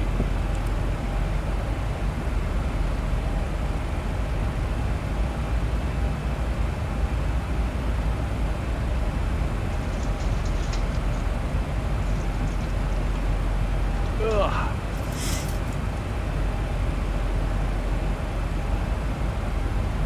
Yeah, it is good to be back. I'm really excited about the improvements to the X-plane and ZiboMod, and I'm trying to remember how to fly this thing.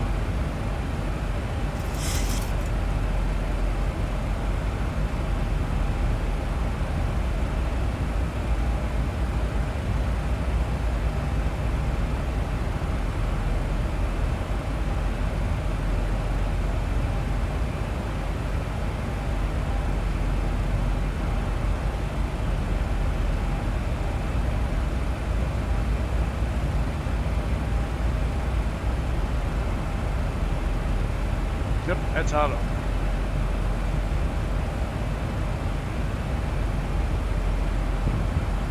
think it's time for him to take a little nap.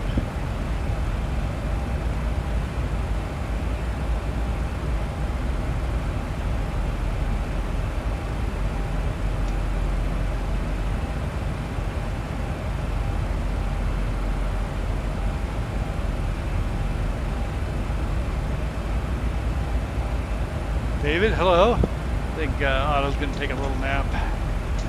He's getting a little tired.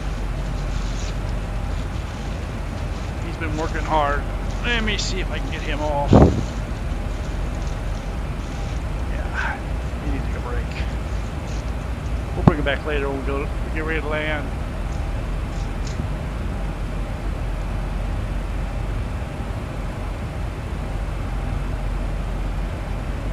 Yeah, I'm supposed to go get ready for Halloween an hour and a half, but I land at 23 an hour, so that gives me half an hour after that to get going to hand out candy with friends at their house. So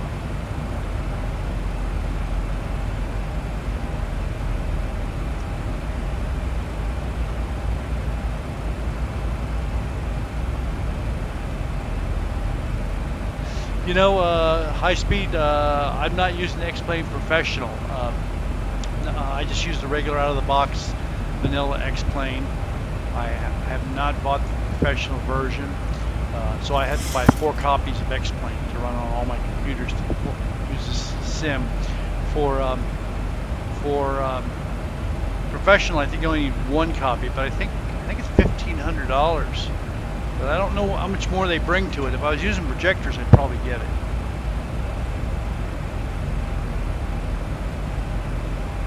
Yeah.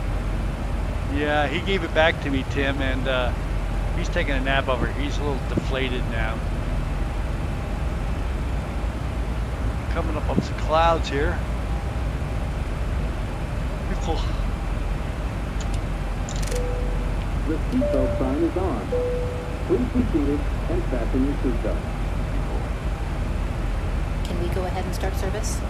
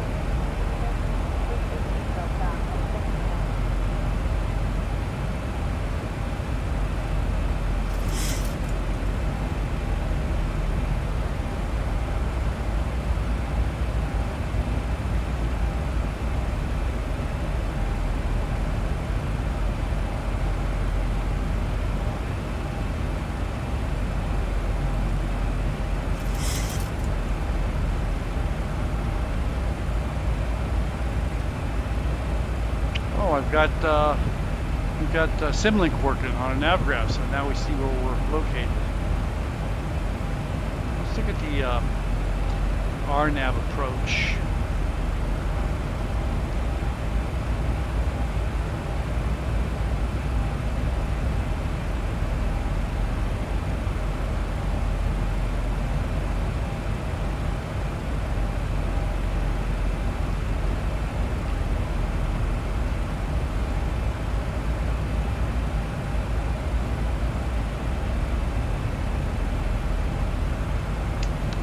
This chart says there's an ILS for 35 center. That's who we're coming in on.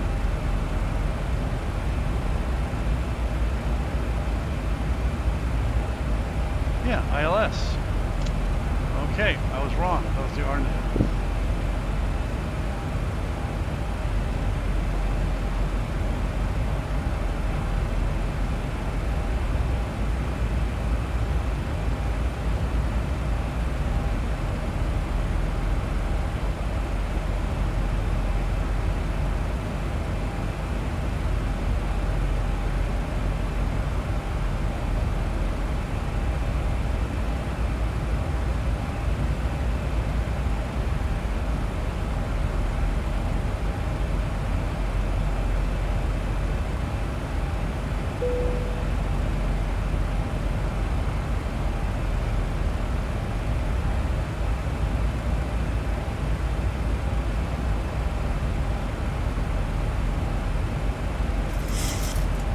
Definitely got some red goobers on the weather radar. You might have to be doing a little diverting left and right.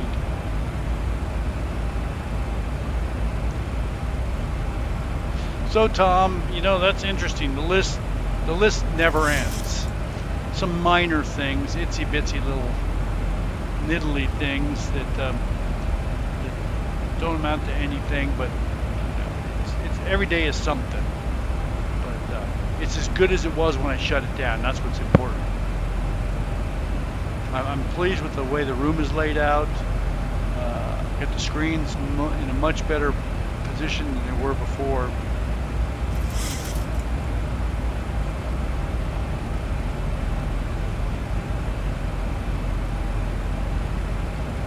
Got some scripts that we worked on. So Duncan and I are going to work on some scripts for some hardware.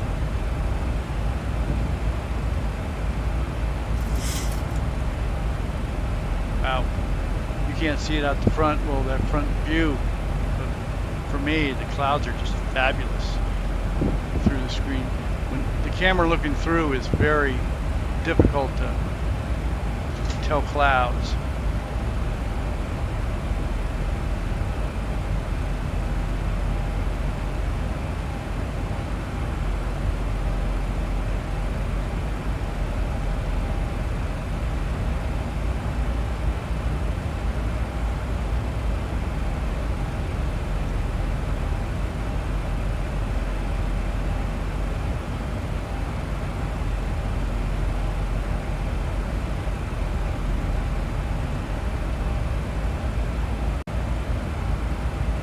If you look at that front view right up here, that's what actually I see. The camera, oh, now you can start to see it from the camera through the windows. You can see the blue.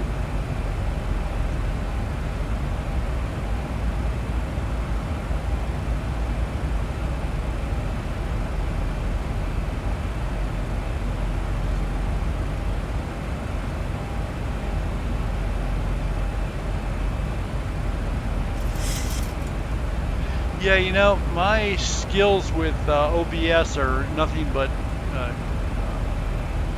rudimentary. I need more professional help with setting up lighting. I mean, it's white. It's nothing but white right now. I'm in clouds.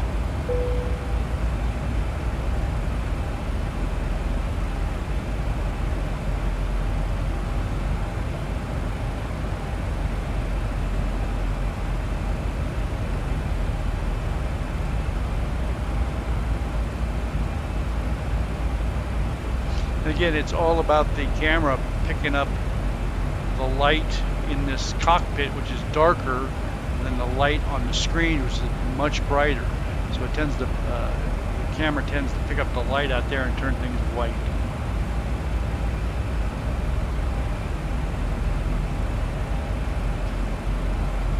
Cisco, I don't know. My wife bought me this sim.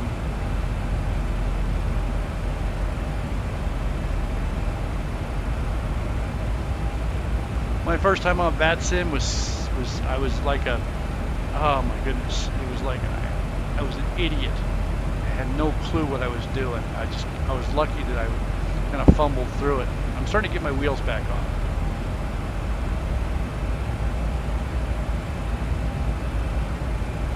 Yeah, Jordy, that top camera, that pass-through camera, that's what I see out the front. Actually, I don't even see that because I only see 9 inches.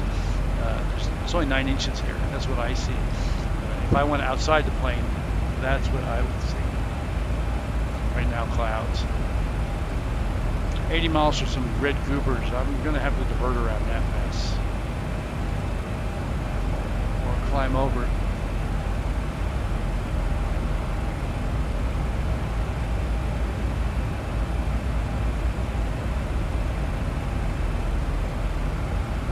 Yeah, cutting back on that exposure, I think the camera itself doesn't have that capability, but I'd have to probably do it in OBS.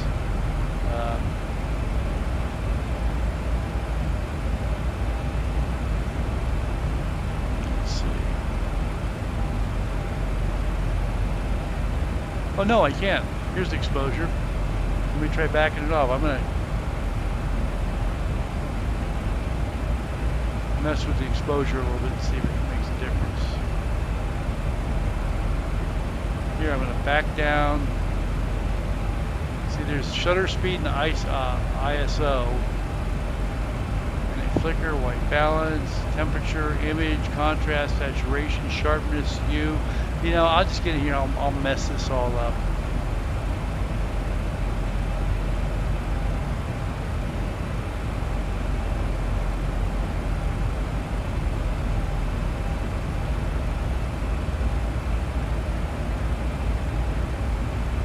Manual de Groot, hello.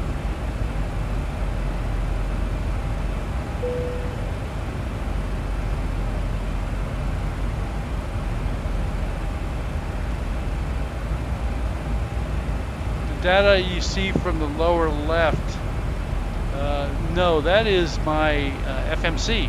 So I've got my my CDU goes from a computer through a capture card back to the CDU. So you're seeing exactly what I have on this CDU. That's the captain's CDU. Like I can go to index, see it's a CDU. Here's the ident page, position, legs. Here's a progress page. So you're looking at the CDU.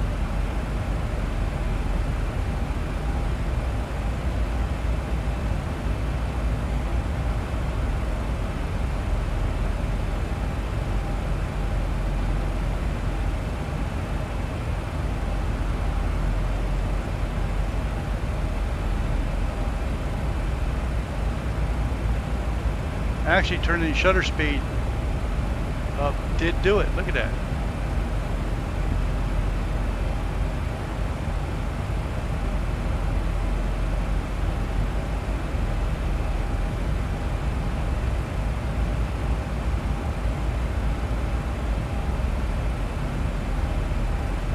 ISO down. Okay, that's a little better.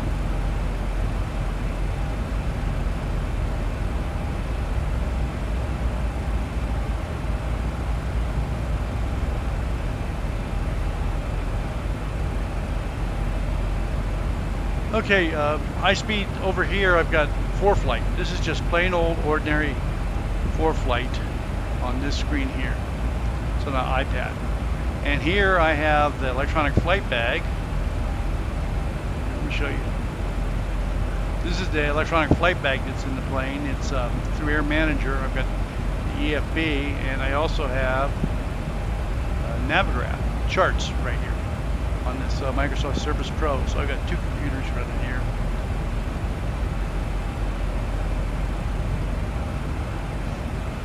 Yeah, I lowered the ISA down from 300 to 200 and increased the speed slightly.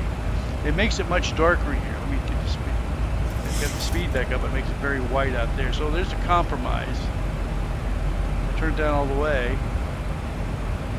I think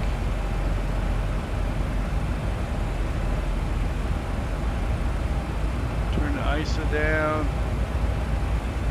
We'll try it there.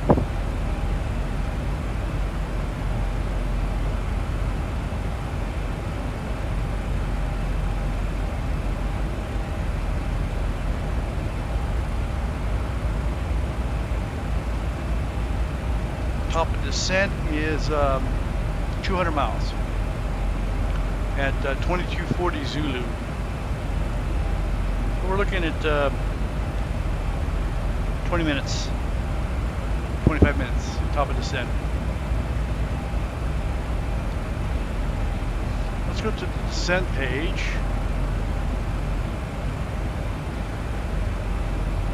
Hit the forecast button, request the descent winds. So it's going to go out there and request the descent winds at at different altitudes. That's downloaded from SimBrief. Okay, the forecast uplink is ready. We'll load it. So where this makes a big difference, as far as I know, is it's really important if you get a tailwind to know the forecast wind, so we don't exceed our descent rate. We're going faster than we think, and so we aren't descending as fast as we should. It's really important on a tailwind. So we've got flight level 350, flight level 200, and 10,000. We've got descent information that goes into the FMC. It wants us to put in the anti-ice on and off altitudes, which we won't use, and then the ISA deviation.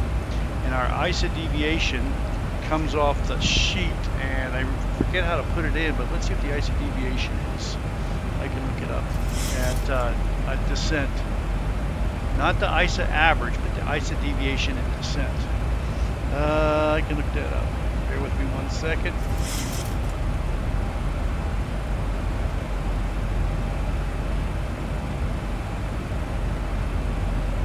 Here it is, ISA deviation. And I can get it off this performance descent page also.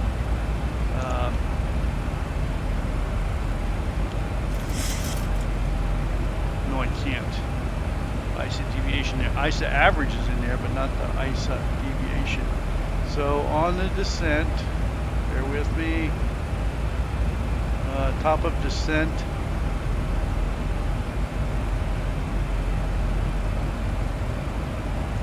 Right there, it's a PO8. So it's 8 degrees above average. So the average is positive, let's see if I can do this, 08C. Let's try that. Invalid entry. That's wrong. Let's try this again.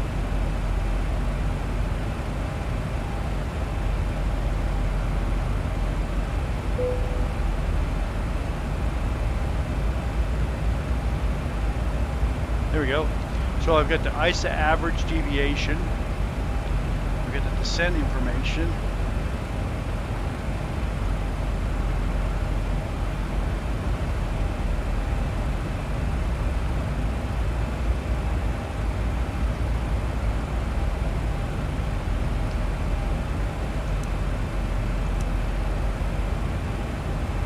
some ugly red goobers up ahead. Visually, I don't see them, so they're below me, obviously. Yeah. I think Grimworks helped me a lot. Yeah, it's looking much better.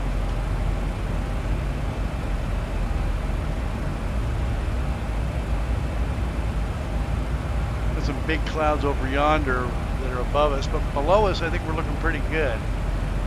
We've got the seat belts on. We've got 175 miles top of descent. Still got plenty of caffeine. We'll get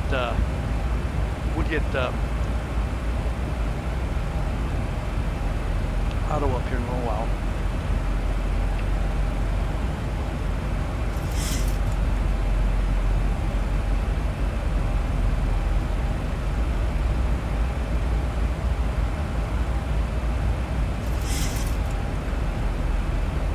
Yeah, okay, US Gaming, first drop the word play. We're simulating. That's your first thing.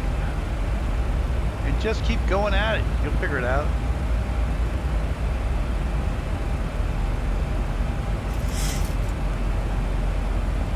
You know, it takes a long time to learn how to properly simulate airline.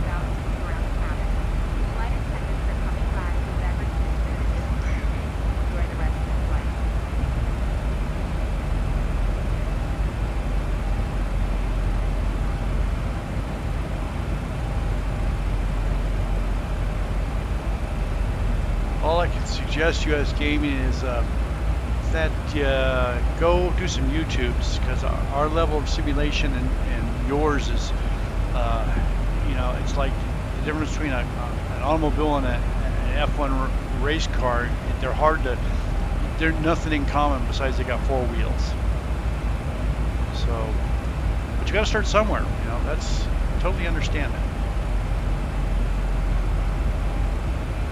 Yeah, you know, a little Cessna or something, or a little Cub is the best way to go. Just a little Cub and do some VFR, take off and do some circuits. Jordy said that's, you're right. Learn how to go, take off and land, and hold altitude with trim and power.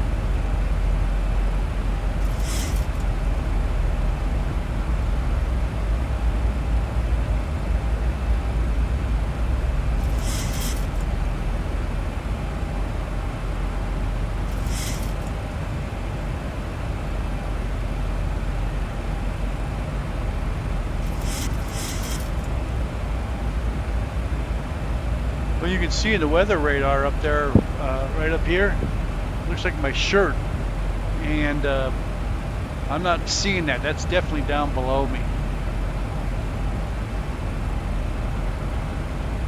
We'll keep an eye on it.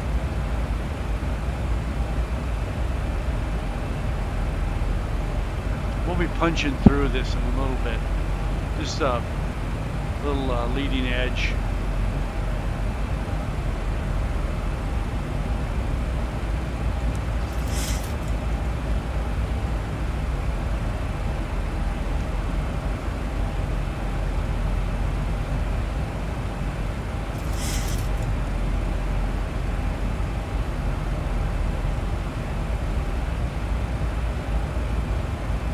So these screens you see here, this upper one's this upper corner one, that is my primary flight display. That's the one on the left, outboard, right and left, first officer and captains.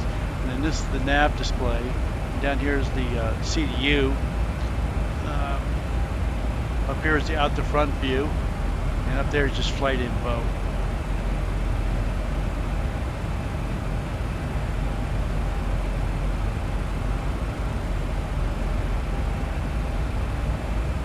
Oh, KDFW tower's on.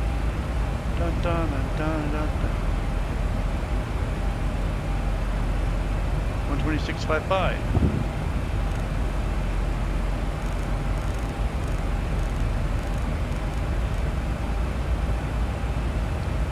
So we got our charts up.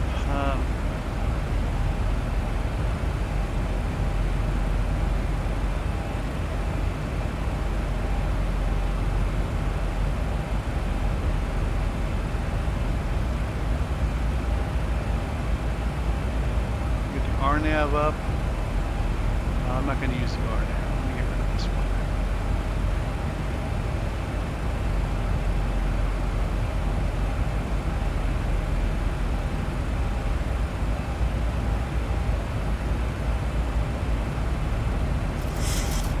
Let me get the ILS up.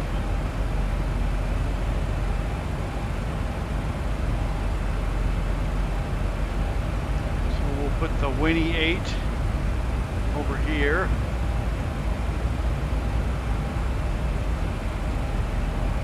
Procedures. Arrival. 28. Cried.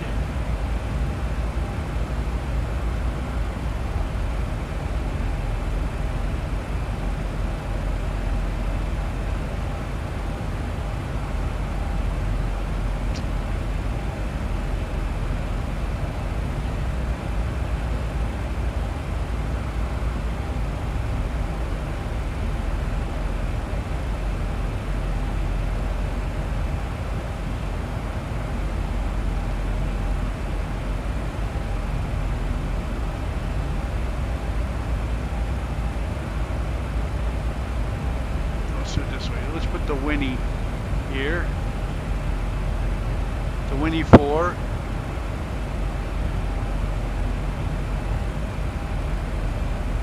radar required, DME, GPS required, everything's good there.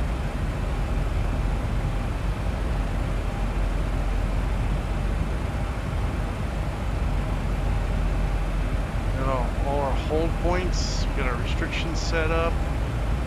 We'll get the hills and we'll fly 270 to intercept Rama. And Rama, let's see, the localizer is going to be 110.3. Let's put the VOR at 113.1 for DFW. We'll put the beeper on so we'll hear it. For both of them. Minimums are going to be for Type C, ILS 35C, 200 feet. We'll put in our minimums, 200 feet. Let's go request menu, D-Link, AOC, request, weather, KDFW. We're doing this all in the We're doing this all in the FMC. Hey, US Gaming, I do appreciate you subscribing, and come back and join us anytime. We'll be doing lots of flying next week around the world for charity. Probably a good way to learn procedures and ATC is listening to how other people do it. Okay, here's the message. Let's get our weather. So information, I don't know what the number is, but it's at 2153. Okay, we're good with that. Winds are 010 at 9, 10 miles of visibility. It's clear. 22 degrees. And I don't know what the dew point is, but I know what the altimeter is, 30.05. We're coming in on runway 35 center. Pattern altitude is 6,000 feet. Elevation 606. Okay, we're all set there.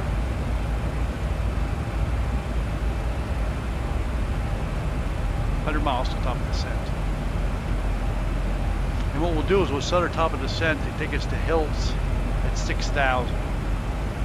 That's the end of our arrival, and it's also the beginning of our approach at 6,000. So we can dial in 6,000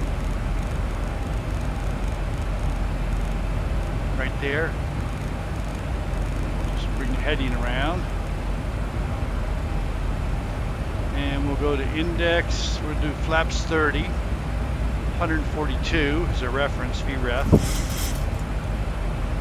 and we're going to go into progress page in In our electronic flight bag, we have a descent calculator. We're going to go use it. So,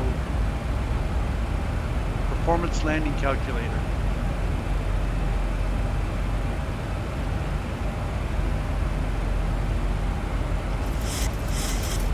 Okay, here it is. Runway. 35 center. Okay, conditions are dry. Winds are 010 at 10. You can enter that here. 010/10. And outside temperature is 22. Altimeter is 3005. We're going to be using flaps 30. Air conditioning is auto, anti-ice is off, brakes are using brakes 2. And we'll put brakes 2 in.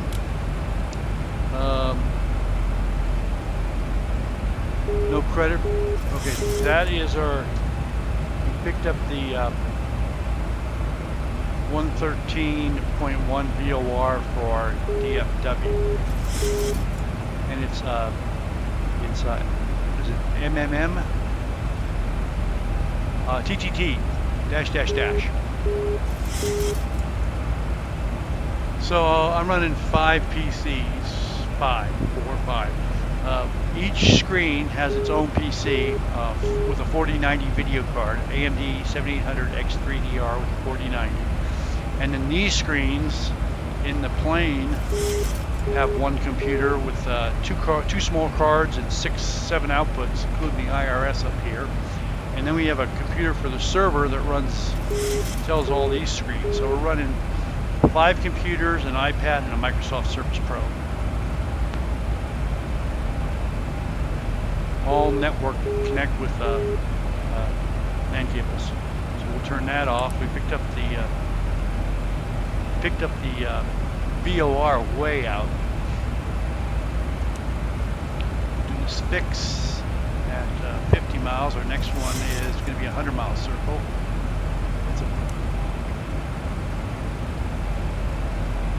Okay, so landing weight off the calculated departure sheet is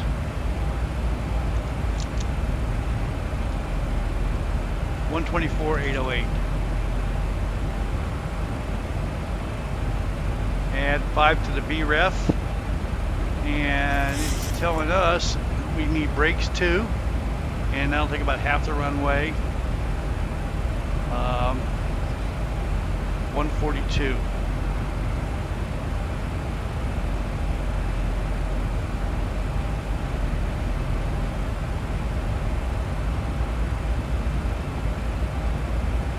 So flaps 30, 142. That's 138 plus 5, so 142 is good. Performance calculation is done.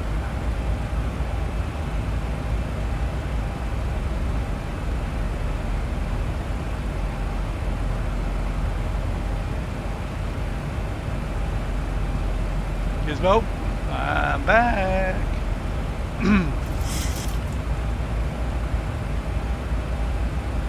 Well, I think it's time to get auto up.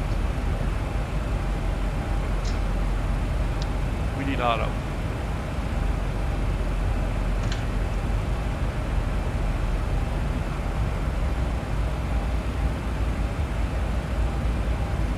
Come on, guy. Straighten up and fly right.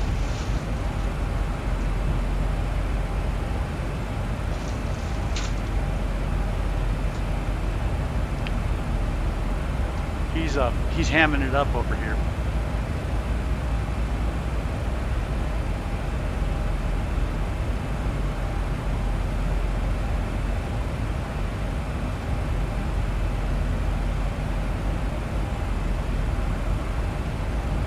All these computers, I'm pulling about 20 amps of AC all the time. The screens and the computers, about 20 amps. So I have 2 dedicated 20 amp leg circuits along the back with boxes. So 20, that's 100, 2,400 kilowatts, 2.4 kilowatts, excuse me, not 2,400, 2.4 kilowatts. Somewhere between that and 3 kilowatts an hour. It's the price of having fun.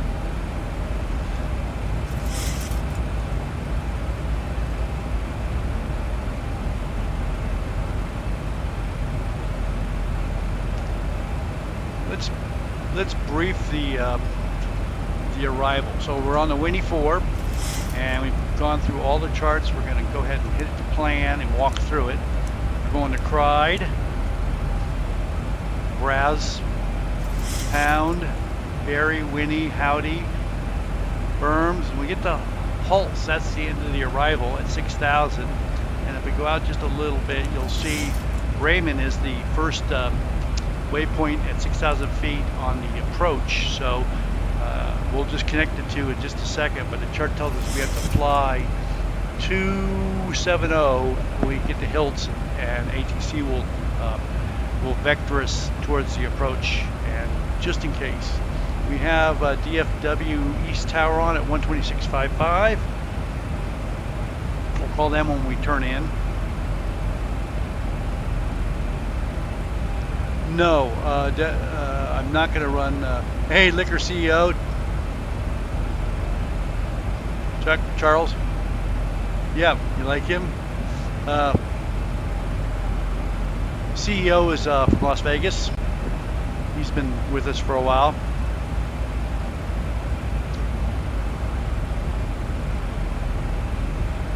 Yep, got a pony up. Should get a ponytail for Otto here. That's what I need.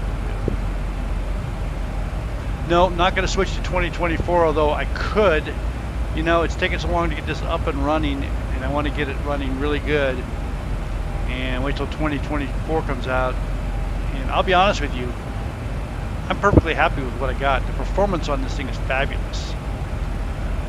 I would beg to say that I don't know how much more fidelity I really need, especially at flight level 360.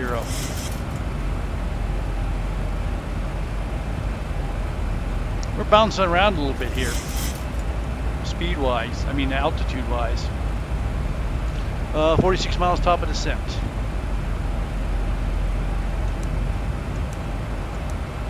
Go.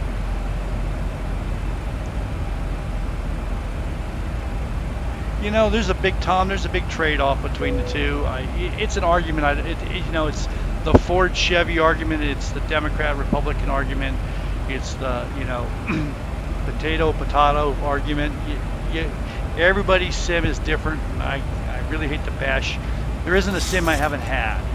So I'm really willing to try just about anything. I've spent so many years getting X-Plane where I like it, and if you were to get in my sim, you'd be blown away. It's really, X-Plane really brings a lot to the party. So let's get back to briefing the arrival. We briefed the arrival, let's brief the approach for ILS 35.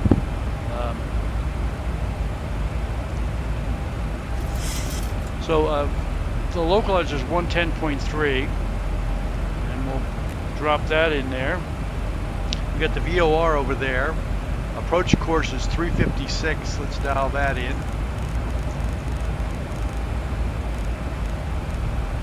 And we'll put it on both the VOR and the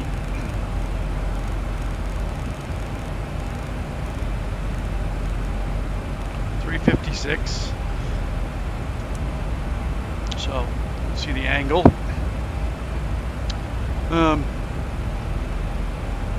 Touchdown zone is at 564 feet altitude on 35 center.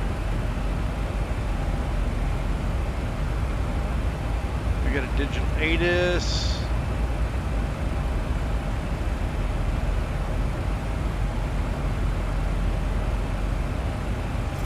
Okay, let's talk about the missed approach. First, we're going to look at it, and then we'll talk about it. Okay, we just got an announcement for descent information. 29 miles out. So, bleeds check, altitude checks, auto brake selector check, radios are set, recall is clear, fuel is sufficient, VREF is set for 142 and the minimums are 200. We'll turn lights on, we're set there, and we'll put the terrain display on here. So we're going to take the weather off eventually and put the terrain over here. So we're going to step through this to our missed approach.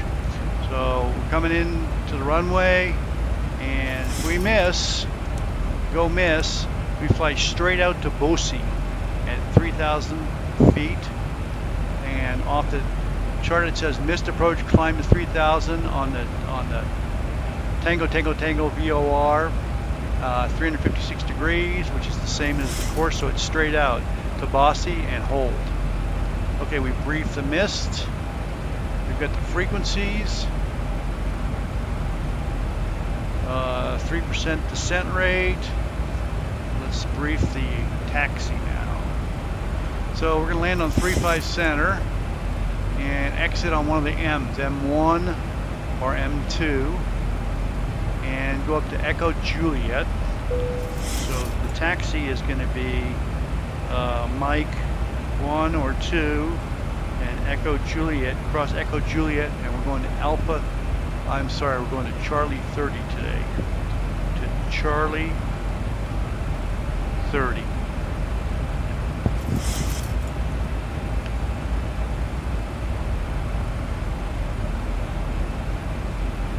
Let's get a taxi chart.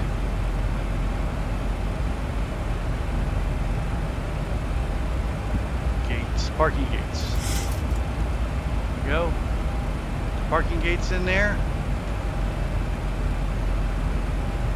Okay, we're fully briefed as far as I can tell.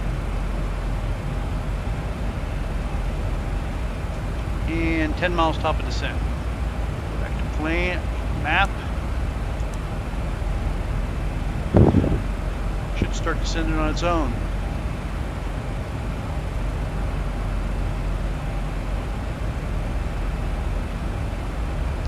What's your Victor? Victor. Just don't call me Shirley.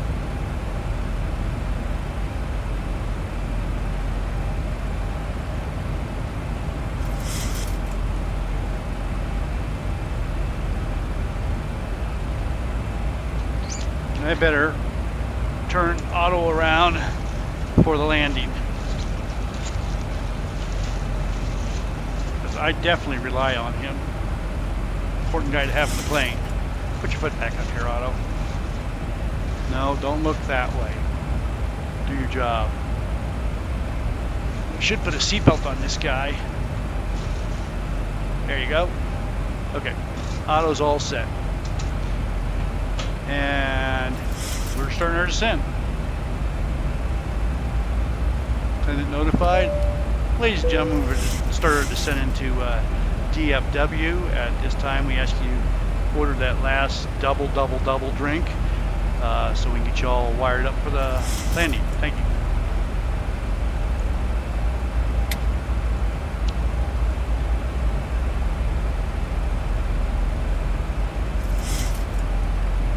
Let's check.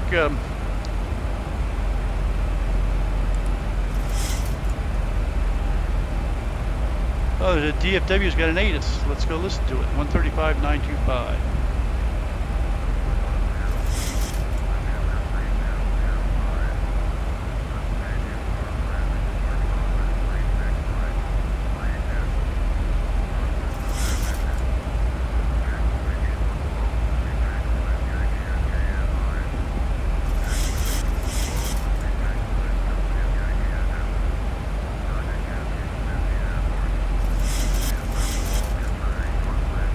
Can you guys hear this okay?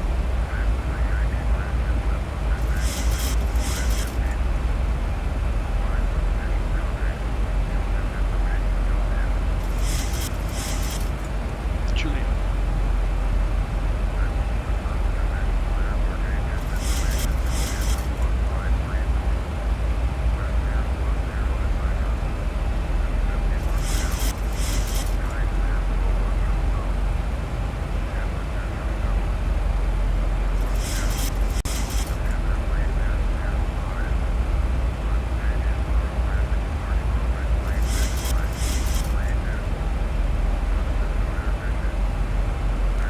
Okay, we're all set there.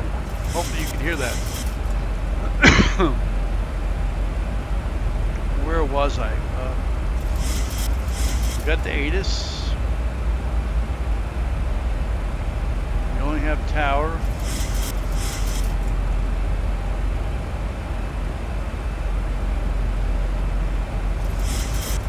So if you look at my display up here, you can see the descent profile, and we've got it dialed in. It's not between two big areas. We've got it set for specific altitudes now. Braz at 24,000, so our descent rate looks pretty good. I'm going to arm the speed brake, although I'm not going to deploy it.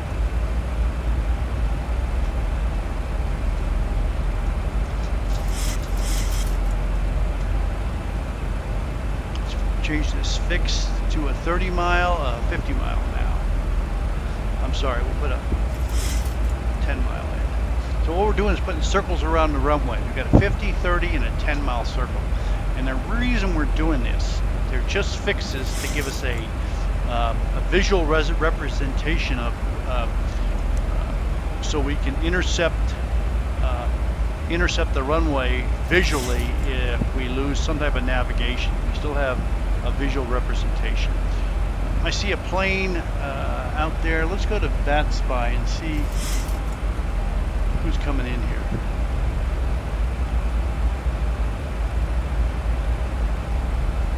And I'm going to type in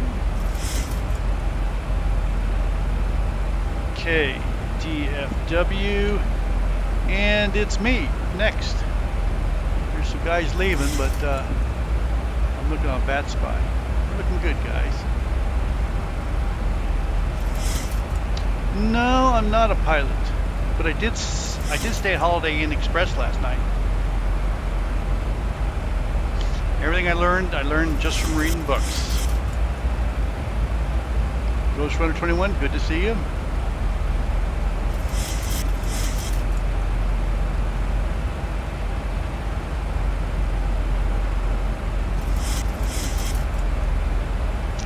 Should pass pound at flight level 200.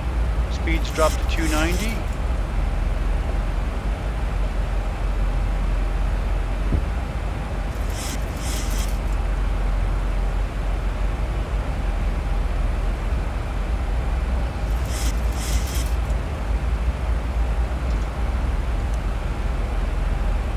Let's put the terrain on this side, although I'll be honest with you, out here in Texas, this terrain thing in this part of Texas isn't a big deal.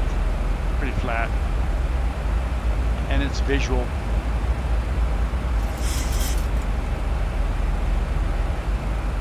Now I'm going to just turn the terrain radar off, and I'm going to turn the weather radar off.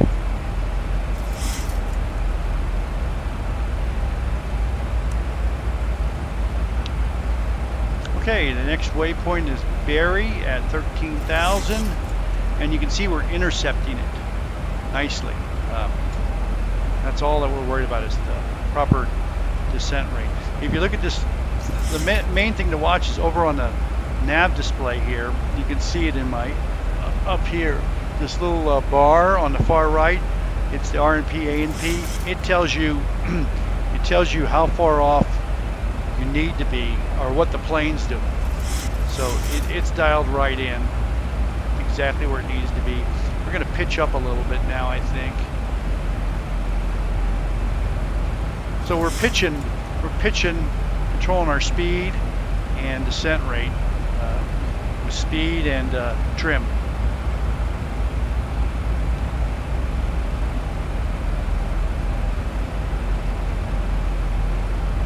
So we're trimming and we're controlling speed to get our our vertical descent path correct.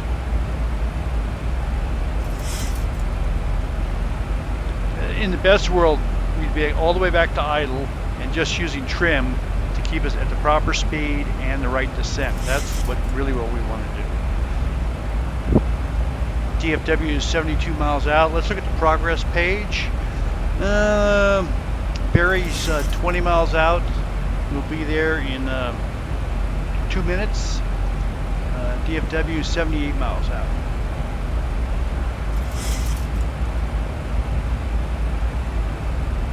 No, this sim is made by Flightdeck Solutions in Canada.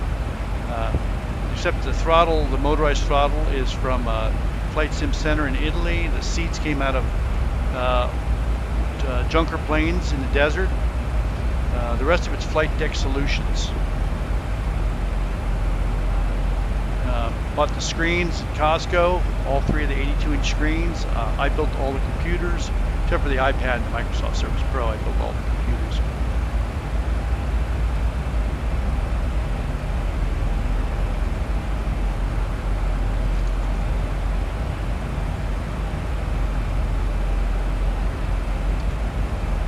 The other thing that, okay, we're through 18,000, so 29 altimeter 2991 and 2991.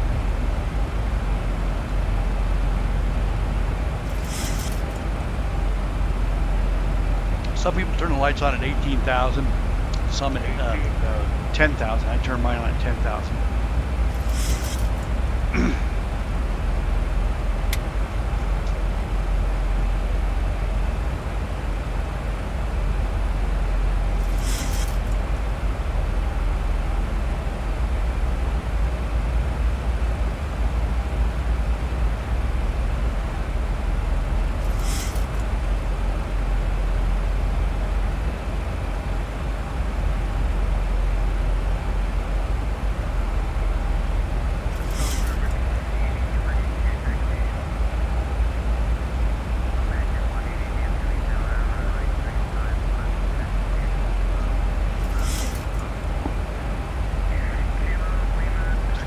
Can you guys hear ATC okay, and is it too loud? That's the first time I've heard ATC in a while. Yes, I do. I'll talk to tower as I turn in.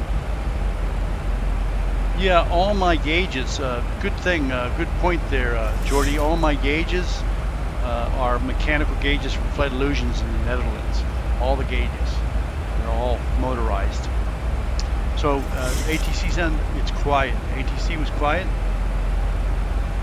Probably turn it up.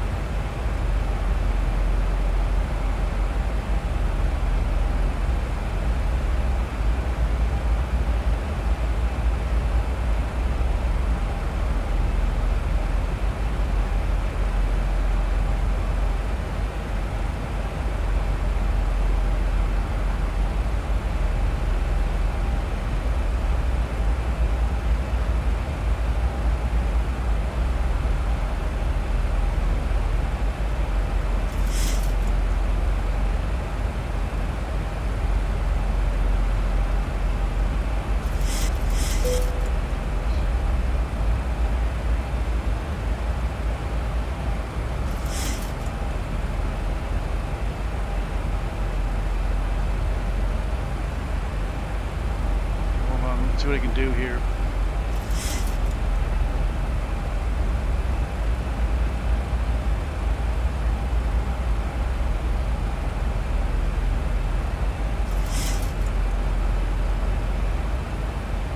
Should be okay.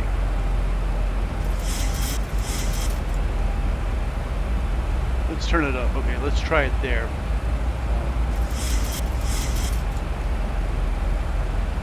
Yeah, playing on auto. ILS. I'm shooting the ILS.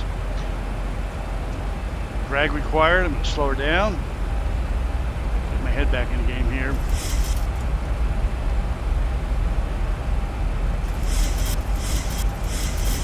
Tell me if you hear ATC. I'll tell you when I hear it.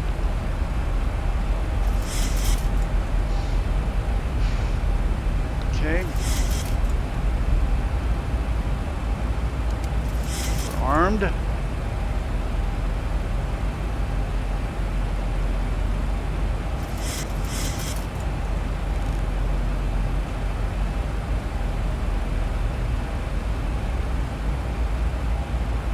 Yeah, well, just get a regular then. They haven't had last call. If you need some, let me know. I'll just throw my bottle out to open the door and throw my bottle out to you. I think Otto's. Yeah, I think he's had enough.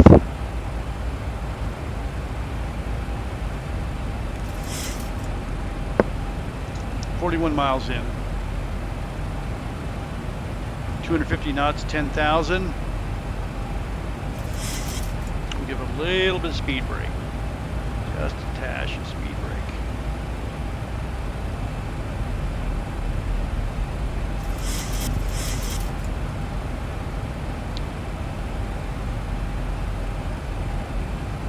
Since we don't have ATC, we're going to go ahead and set this down to 3,000. And we're going to connect Raymond to Hills.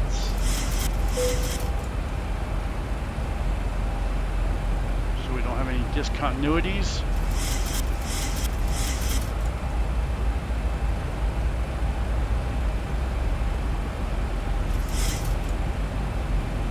Still haven't heard any ATC, but I think we will in a minute. Don't need these little sheets anymore. Okay, 10,000. Let's get some lights. Turn the engine starters on. Oops, that should have been on. That's good. Pressurization's good. That looks good. We're all set there. Speed brakes armed.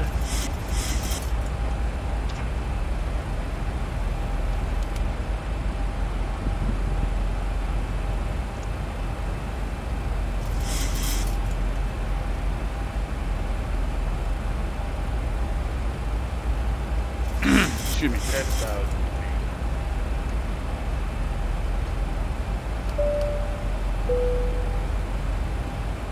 Plane's doing good.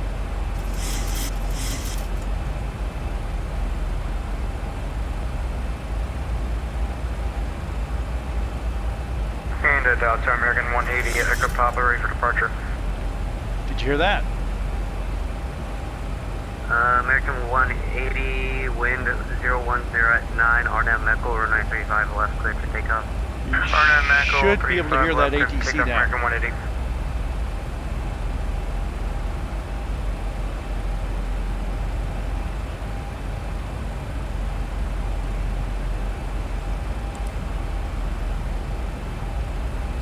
Thank you very much. Glad to hear that. I had it turned down too much. Speed's looking good. 250 is the limit below 10,000. So we're doing good here.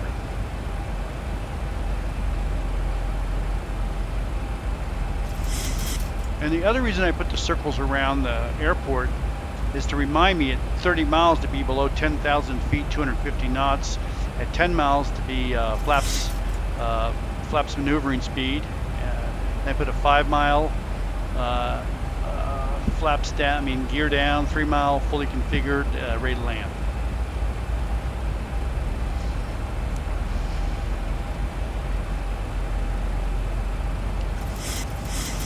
So again, we have 3 circles, 10 mile,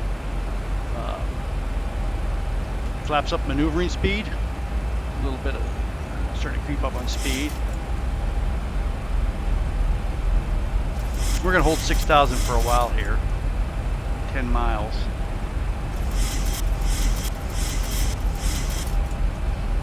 DFW should be right out yonder. Let me check out the lakes. It's right over there. American 180 to push off line for the advisor. Clear to advisor from American 182. I don't see it yet.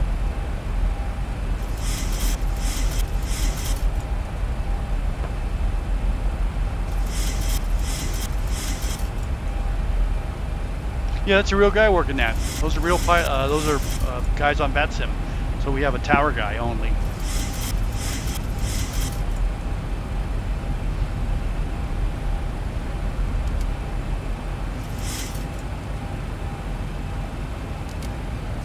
Speed brake stowed, but armed.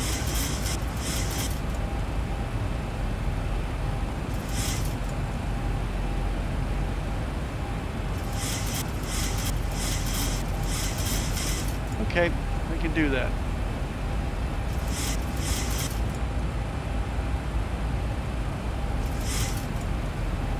I'm trying to get a compromise going here.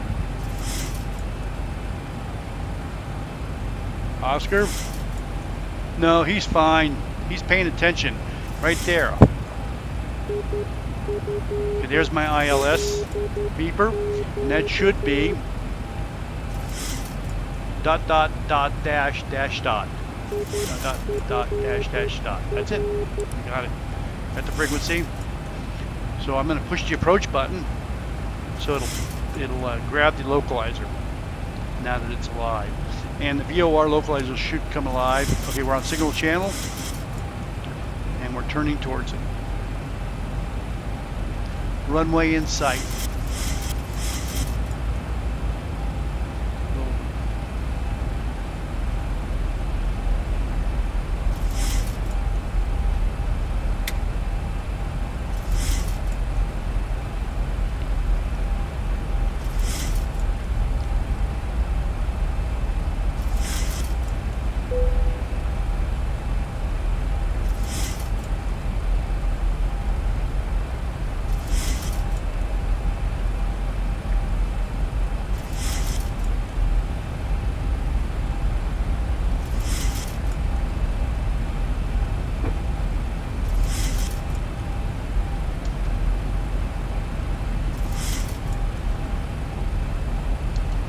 It's not, something's not working here, guys. I'm not picking it up.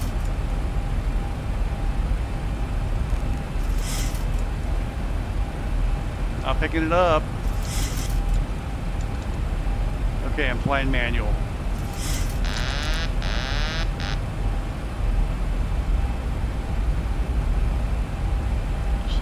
A little power. Swinging over to the left. I lost it. I don't know why. There we go.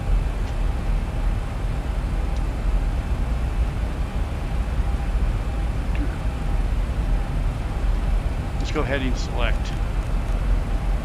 Okay, I don't know why we lost it. Too fast, too fast, too fast, too fast, too fast.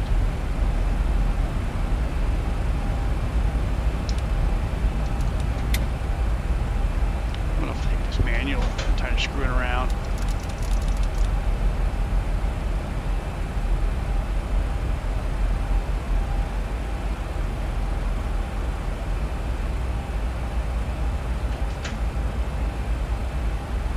Here we go. For some reason, the autopilot didn't like it. That's okay. I got the runway in sight. Speed's good.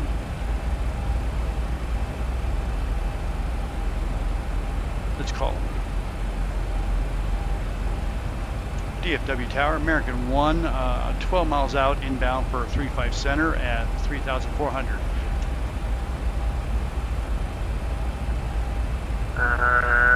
American Airlines 1, DFW Tower, hello. Wind is currently 040 at 9, runway 35 center, clear to land. 35 center, clear to land, American 1. Thank you. Okay, 10 miles out. I don't know why we lost it, but I'm not going to worry about it. Okay, final approach checklist. Slow her down. About 8 miles out. Let's bring this down to 142. 2,500. Let's go flaps 1. Slow her down some more. I got 3 pappies, 3 reds.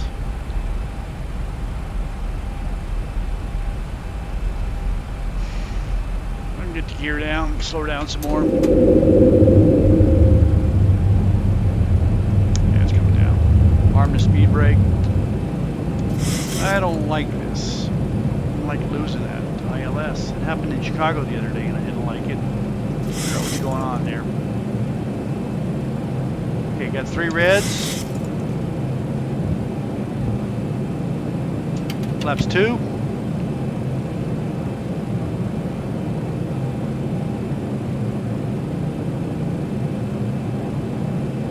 $1,000. 5 miles out. 3 down in green. Yep. Okay, we've got flaps 5. Slow. Flight slow. Got three Flight red. slow. Nose up just a slight bit.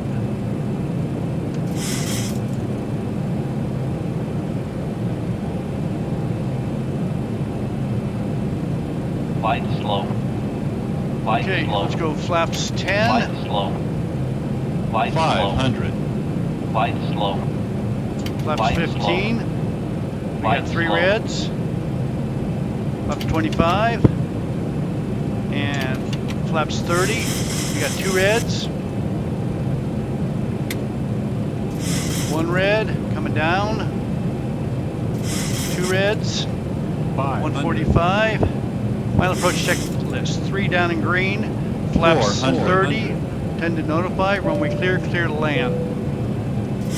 300. A little squirrely here, guys. There we go. 200.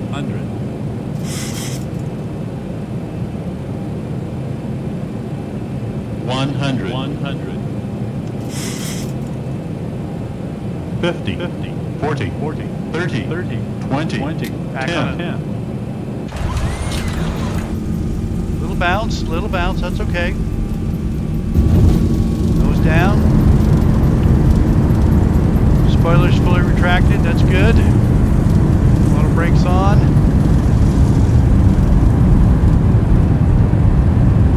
Okay. 80 knots. Reversers off. They stowed. Please remain seated with your seatbelt fastened. We're gonna get off until the at seatbelt sign is turned off. Mic 2 up Keep here. the aisle clear of all carry-on items.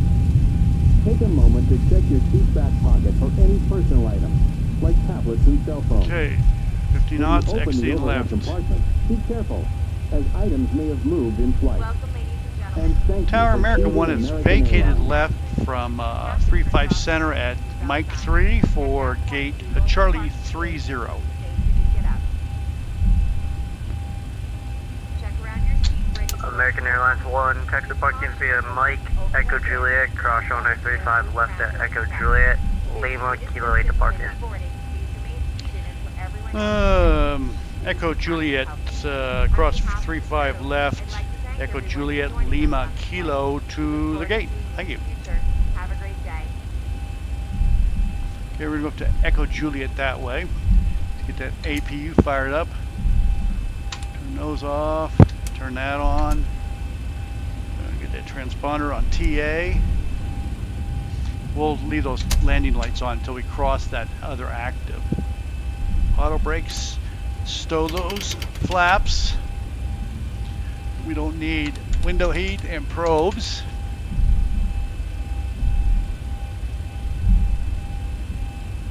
So I got to figure out why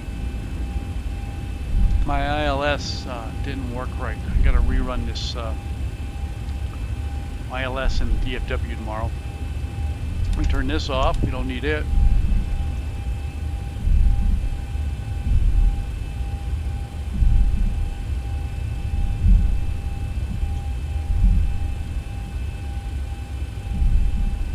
Yeah, it was not on center line. You're absolutely right.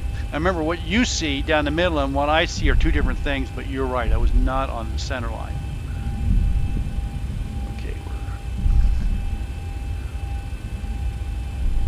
not too bad. It's my 6th flight in 7 months. We'll see what the touchdown rate was, although I really care less. Clear left, clear right. And parking gates, Charlie 30. Lima Kila.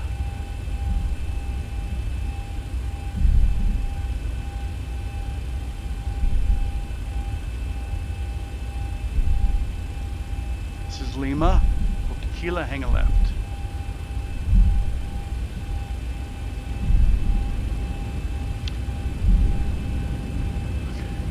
Okay, we're off the active. Turn the APU on. Switch to leads.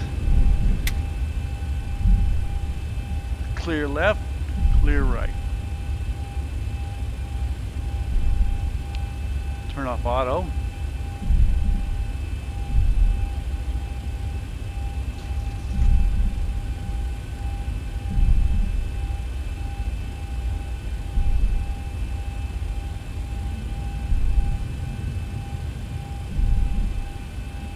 No, well, the altitude shouldn't make any difference. I didn't pick up. It picked up the localizer, but it didn't turn right. That shouldn't have anything to do with the altitude. It would have held altitude at 3,000, but it never captured. It never captured correctly, and that's why I'm going to redo it.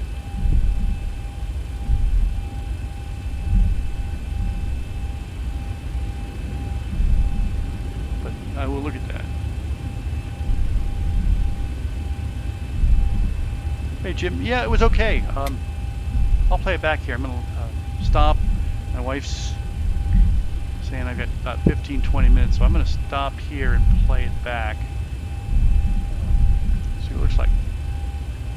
So I'm gonna show you me going down the center of the runway, and you can tell me what it looks like to you. This is it going right down the taxiway for me, and for you, it may not look the same.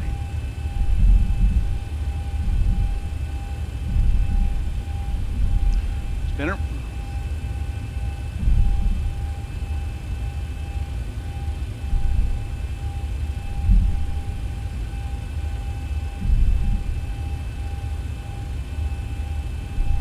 Another problem I'm having is the taxiways, the jetways don't show up until I reset the displays. And I can do that, but I'm just not going to do it right now.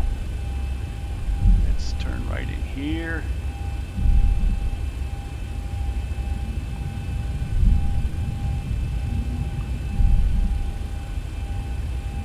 Well, I've still got multiple days, a couple days till World Flight to figure out this ILS thing. This is the second time this is screwed up, and I'm a little concerned about that because flying into airports I have never been into without proper navigation could be bad weather. It's not going to be good.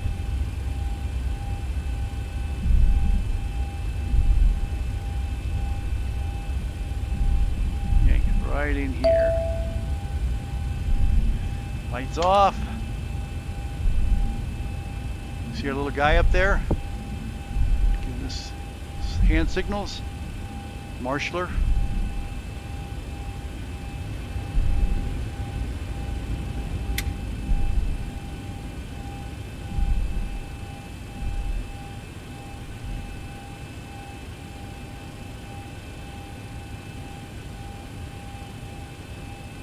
Okay.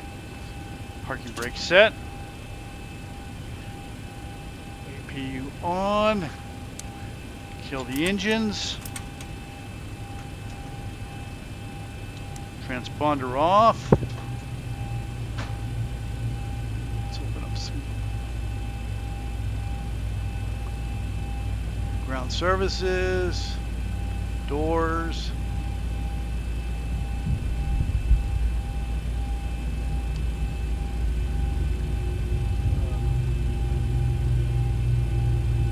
Jetways. Okay, that looked like it might have been about 300 something on landing. Hold on just a second.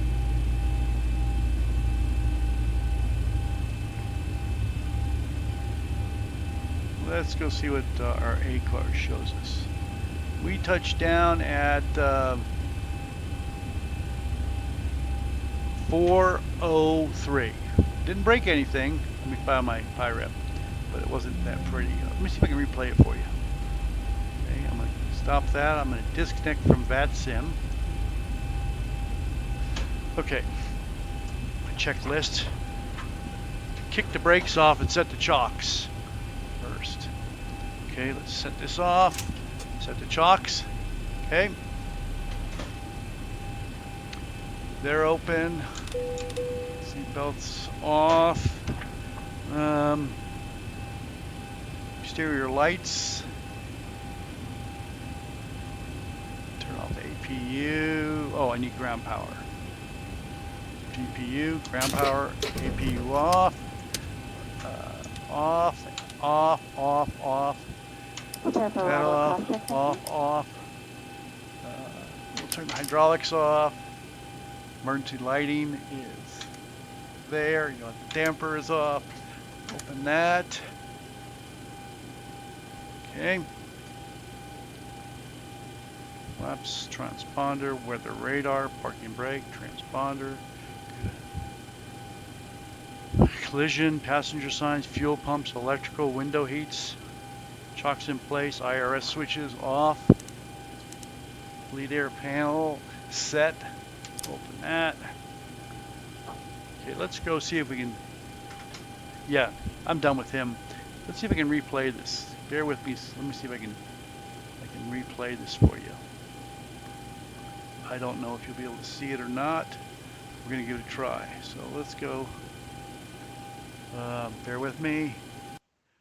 Let's take just a second. Graphics.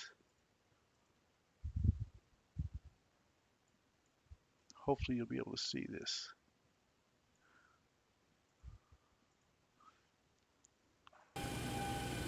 Flight toggle replay mode.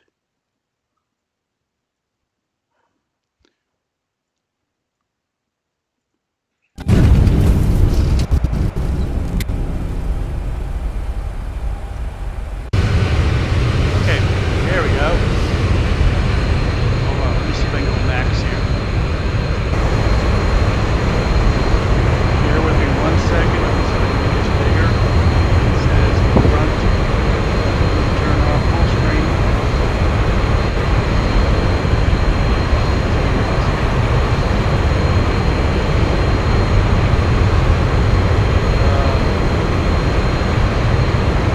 That off.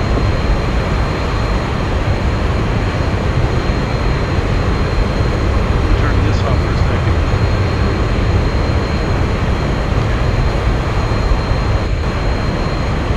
One second. You see that okay? Maybe you can see that.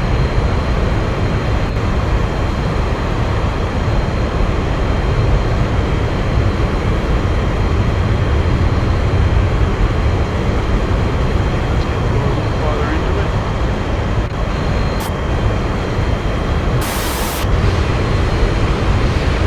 Can you guys see that okay?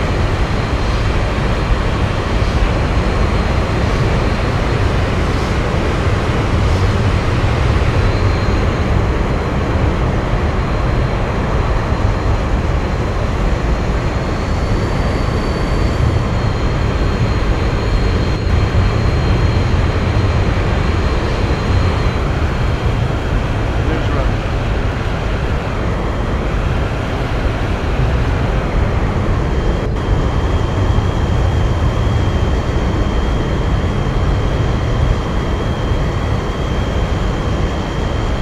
Five minutes.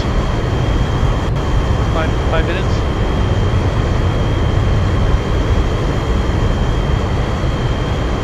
I don't know if I got 5 minutes, guys.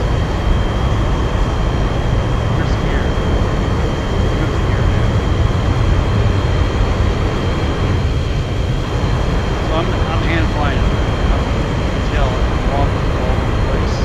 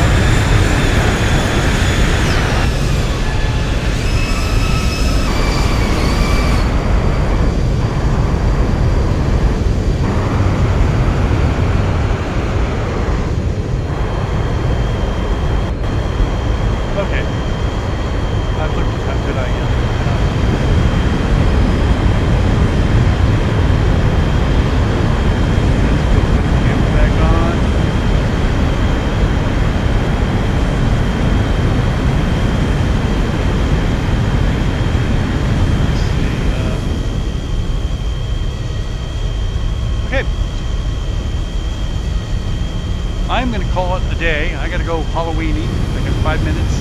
Get ready. I'm gonna dress up as Otto. So thanks for being here. It's been great. Things are looking better. Got to figure out that ILS, and we'll see you probably Saturday morning for some more flights. Thanks, guys.